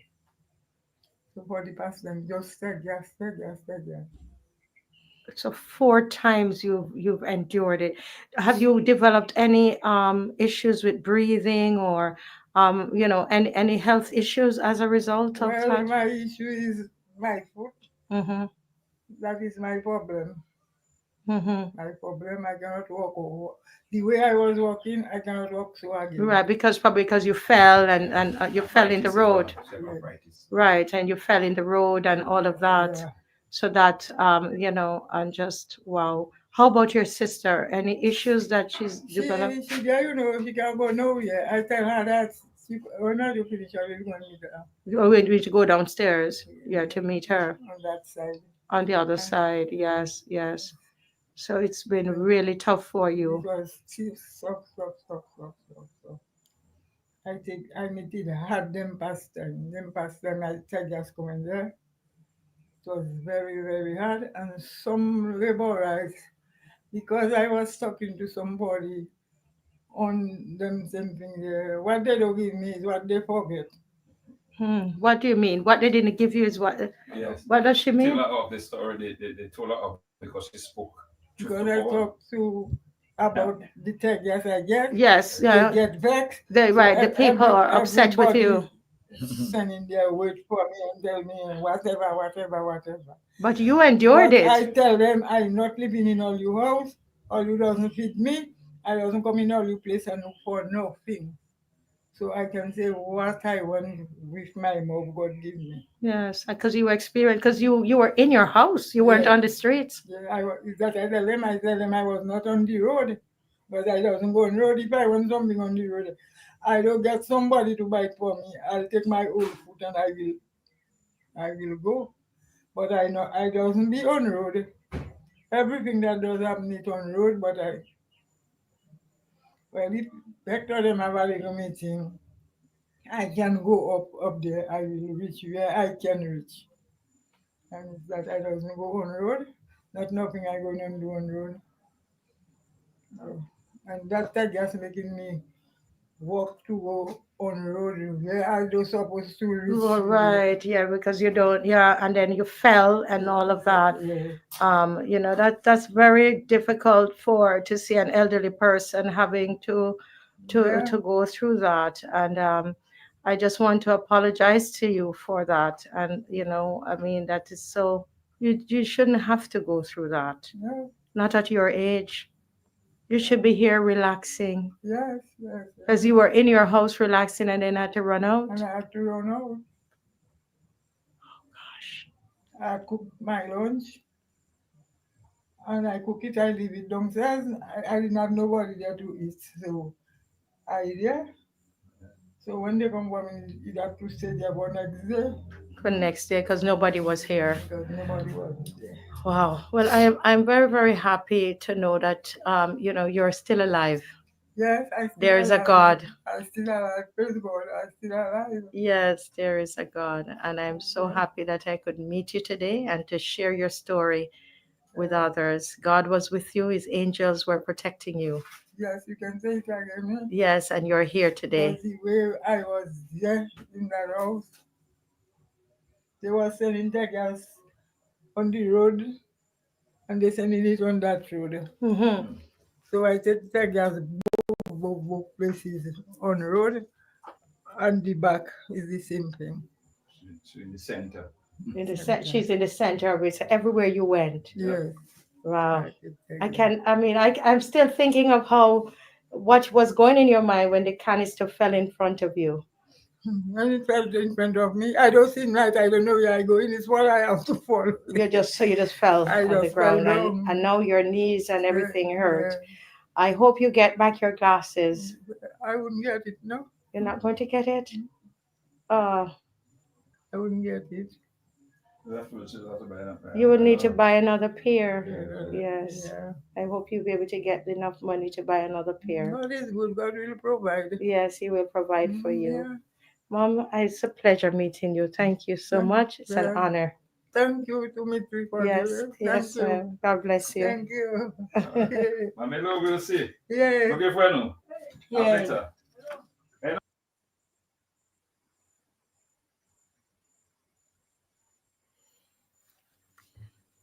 It's very hard for me to watch this over again, and this thing, you heard what she says, I'm never going to get back those glasses, and so before we even going into any discussion, we just have a couple more minutes of the show.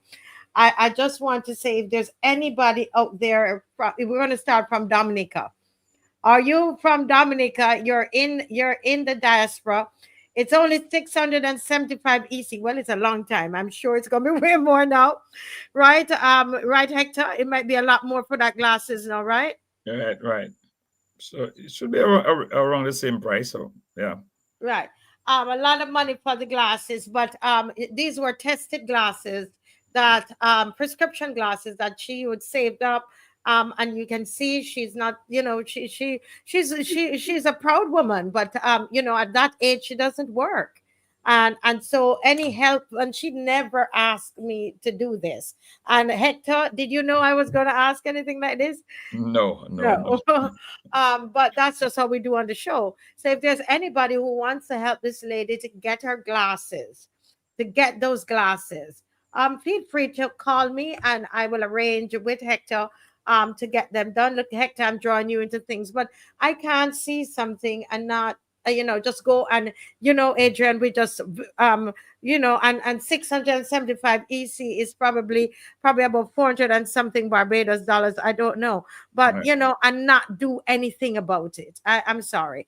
So Hector, I hope I didn't offend, didn't cause any problems. No. I don't think so. I think it's a genuine gesture to assist her to get the glasses, even though somebody has got it for her locally.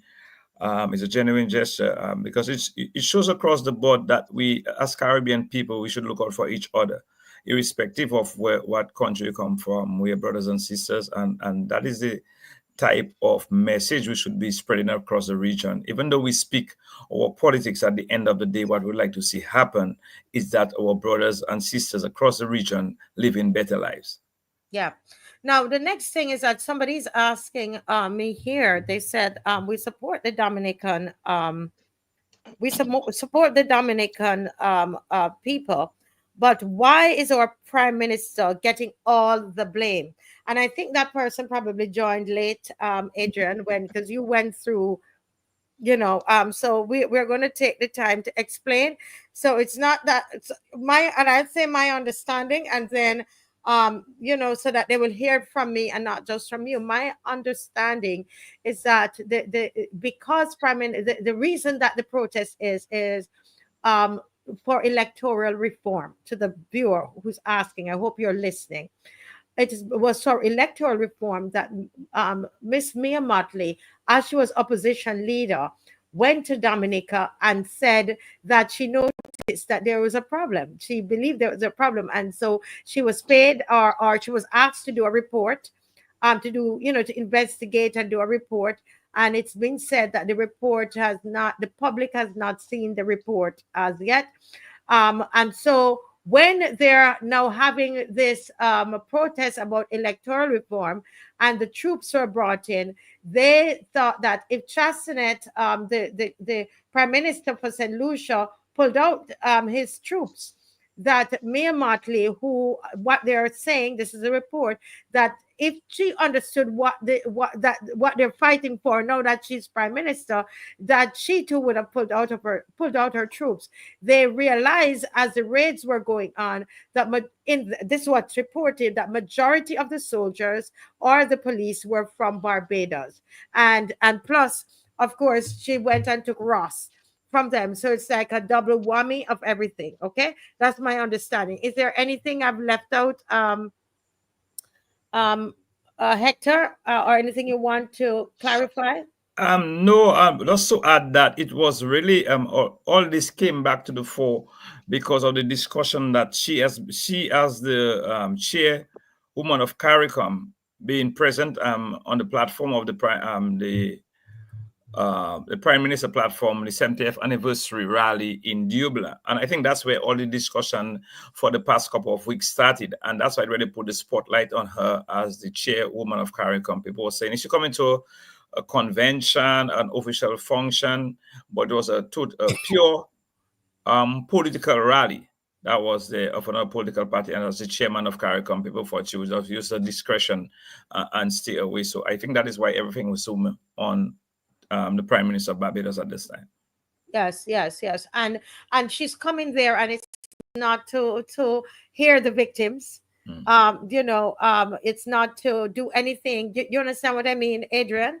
No damage control, no meeting of the victims, no saying to Skerrit, Skerrit, why did you call in the troops? It's nothing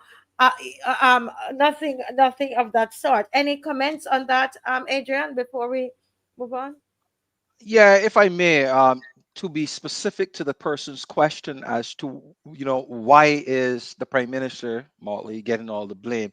Well, if you look at the events surrounding this whole thing, there are three places where Mottley is interjected, and you can tell me if it warrants blame or not. 2013, she came to Dominica as a private citizen, as a lawyer, to do some study of electoral reform. Nobody knows what happened there, but she has a sense of what the angst is in Dominica with electoral reform. That is the basis of the reasons in 2019 that Salisbury became a hotbed for the RSS to come in. All right? Electoral reform. So 2013, Mottley knows about this. Probably didn't do anything because there has not been any electoral reform. 2019, more issues with regards to electoral reform. RSS comes in and causes mayhem in there. Then there is potential for the RSS to come back into Dominica in 2025. And there's a letter from Mottley pretty much saying, okay, we're not going to send the RSS, but you don't have any right to protest. So you see, in this whole event, Mottley's interjected herself 3 times at least.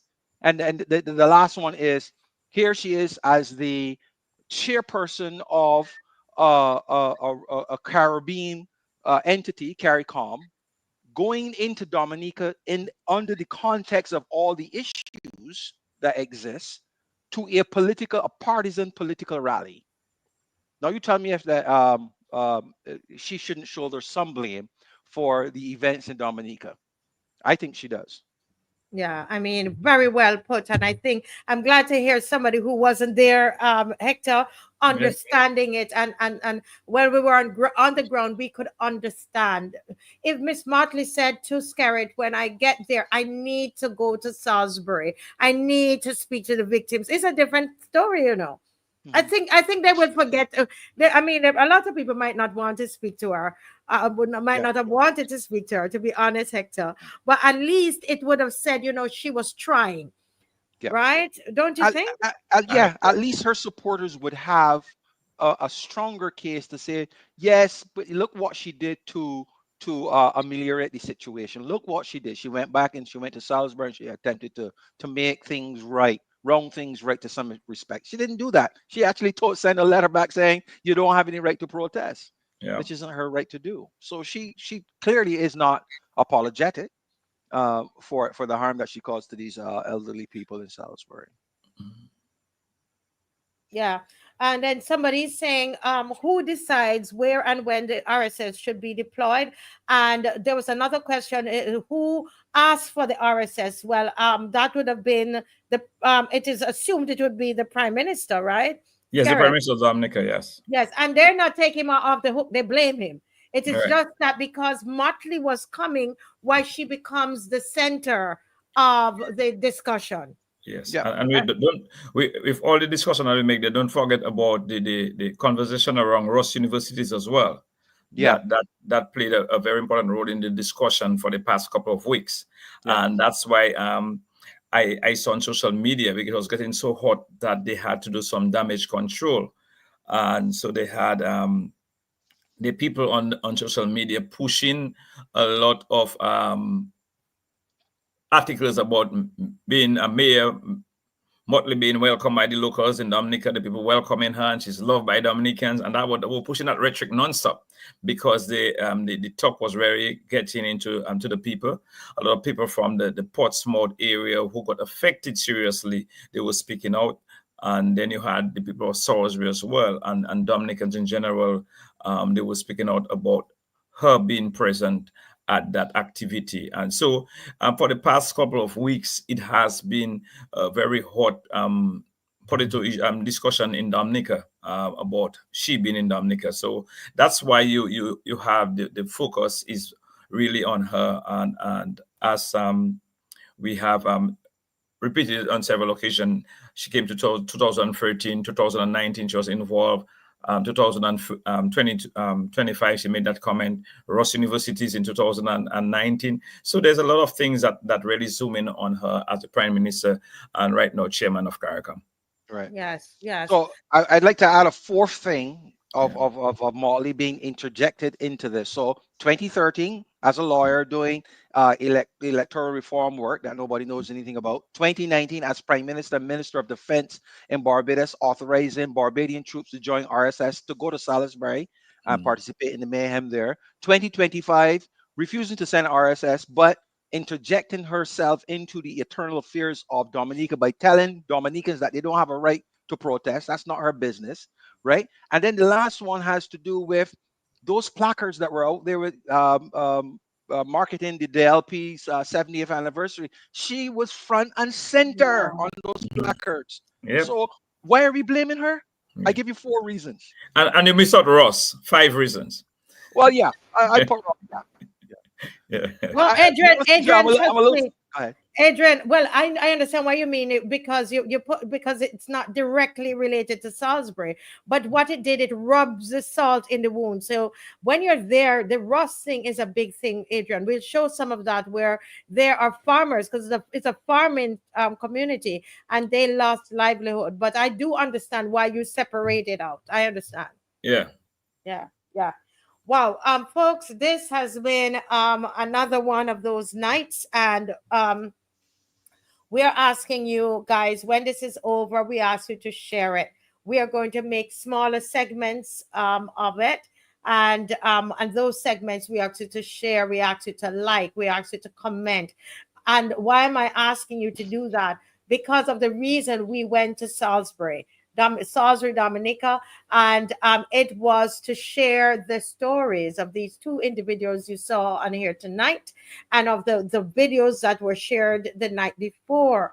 And that's the commitment. So we need you to share it far and wide. Share it to other Caribbean countries, just in case countries have ideas. We have to come together, in case they have ideas.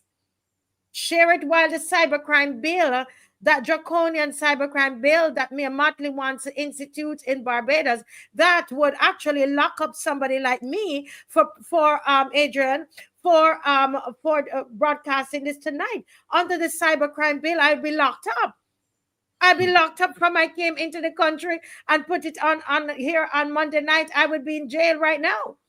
That's right. Basically, isn't that true? I'd be locked up. Absolutely. I mean, if she could tell Dominicans that they ain't got no right to protest, you could imagine what she would tell Barbadians, right? Yeah. All right. Yeah. So, guys, thank you so much for joining. We didn't have a call-in section tonight. Sorry, Theory. We will do that on Friday, but you see how it went. We just go with the flow, and we must get this out on Dominica. It is a must, right? It is a must.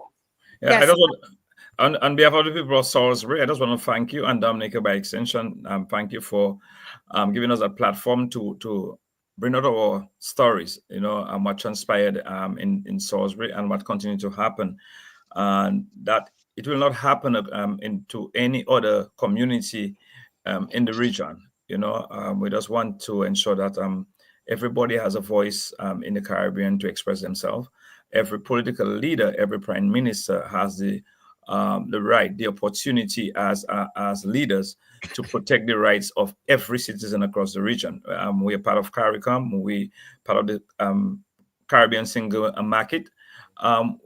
Free movement of people, we speak of that as well. And so we just want to ensure that Caribbean people get a voice, and that experience from Salisbury that we are sharing on your platform, that people around the region, not only Barbados, can learn from it, and our leaders can take note to ensure that these things don't happen anywhere in the Caribbean. Yes. And the Barbadians are saying apologies to you.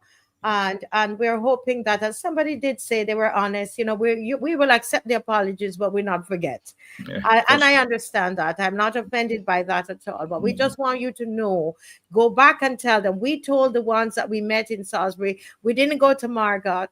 Let them know that the people of Barbados themselves, we did not know about this. Okay, right. And we learned tonight, and we are sorry. We're genuinely sorry about it. Okay. And guys, with this, we want to say good night to everybody, hearing that there's another person that has been shot and killed in Eden Lodge tonight. Is he dead? Oh, no, I'm sorry. Reported wrong, that they're on their way to the Queen Elizabeth Hospital by way of ambulance. So we just pray for them that they will recover. All right. Somebody's asking that question. We will deal with Ross another night. Okay. I know people have so many questions. They want to hear about Hartley Henry, and I think we can't go into all of that tonight. All right. So folks, have a good night, and God bless you.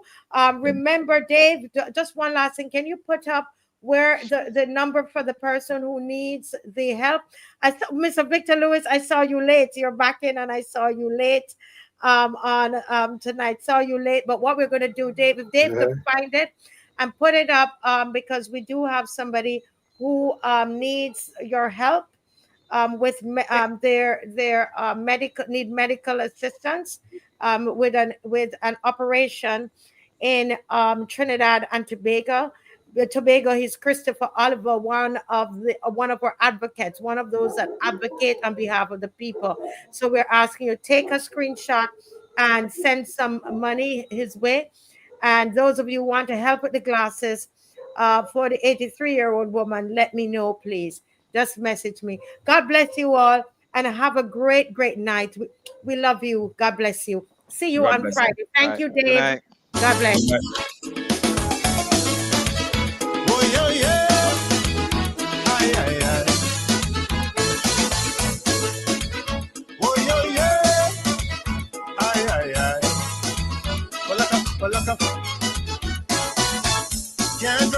road at night. Cause you come with you like so bright, like you want blind me for spite. It is overbearing. Me and you never had no war. Why you spot the light on me for? Is it accidental or you just so uncaring? Every day you bout me complaining all the things that ain't going right. From now on I will be explaining which place you could spot the light. Spot the light in the parliament and see who is looking out for you or barely fooling we. Spot the light the right places and find out who is on the people's side and who's selling out. Don't spot it on me, you joke. I don't be at no port when guns coming in. I am sure cowboys and Indians, no, don't spot it on me, you idiot. When taxpayers' money waste, don't spot it in my face. You better spot the light man who run the place. I don't run the government. I know if the computer, don't spot it on me, Bozy. Spot the light on the DLP. Oh yeah, yeah. Aye, aye, aye. Balaka. Blinding young with the LEDs. Them that are doing as the please. I don't tell the authorities. I feel violated. Go spot them in the treasury. Then you will see if the economy living off borrowed money that I am afflicted. Light is a great disinfectant. Use it, don't abuse it at night. Cause all that hide in the darkness must come out in the light. Spot the light in the board meetings and see who is representing you or the rich minority. I want you spot the light in the right places and find out who is standing up for you or just running them out. Don't spot it on me, no way. I don't have any clout, no power, no say, but hey, and I ain't got no land to give away. Don't spot it on me, you idiot. One for you, another one quick, don't target me one bit. You better spot the light on the cabinet. I may drive and get annoyed. Check my front and touch a boy. Don't spot it on me, you insane. You spot the light in the wrong lane. Why, aye, aye, aye, aye. Balaka. When you see me on the road at night, make sure that you dim your light. I give you valuable insight. Time for activation. Aim the light, aim it all about. Human cockroaches running out. Places you will never dream about. Need illumination. Wickedness reside in high places. Time for you to make wrong things right. Corruption is hiding dark spaces. In Barbados, let there be light. Spot the light on the police, you can choose. Some are real professional, some protect the shoes. Spot the light in the courtrooms and find out why them hardened criminals out here walking about. Don't spot it on me, you're free. I can't give a big speech, I've got the whole world, so I'm based. All now I still getting praise. Don't spot it on me, you're free. I ain't looking at the George Street, I know who get cussed or beat. Spot the light out in Roebuck Street. I never tried to meet with Trump or get sick fed up man to jam. Don't spot it on me, you're good. Spot the light in El Rapport. Crime out here getting worse. Spot the light on the AG first. I ain't laughing out none. Spot the light on the Kaisonian.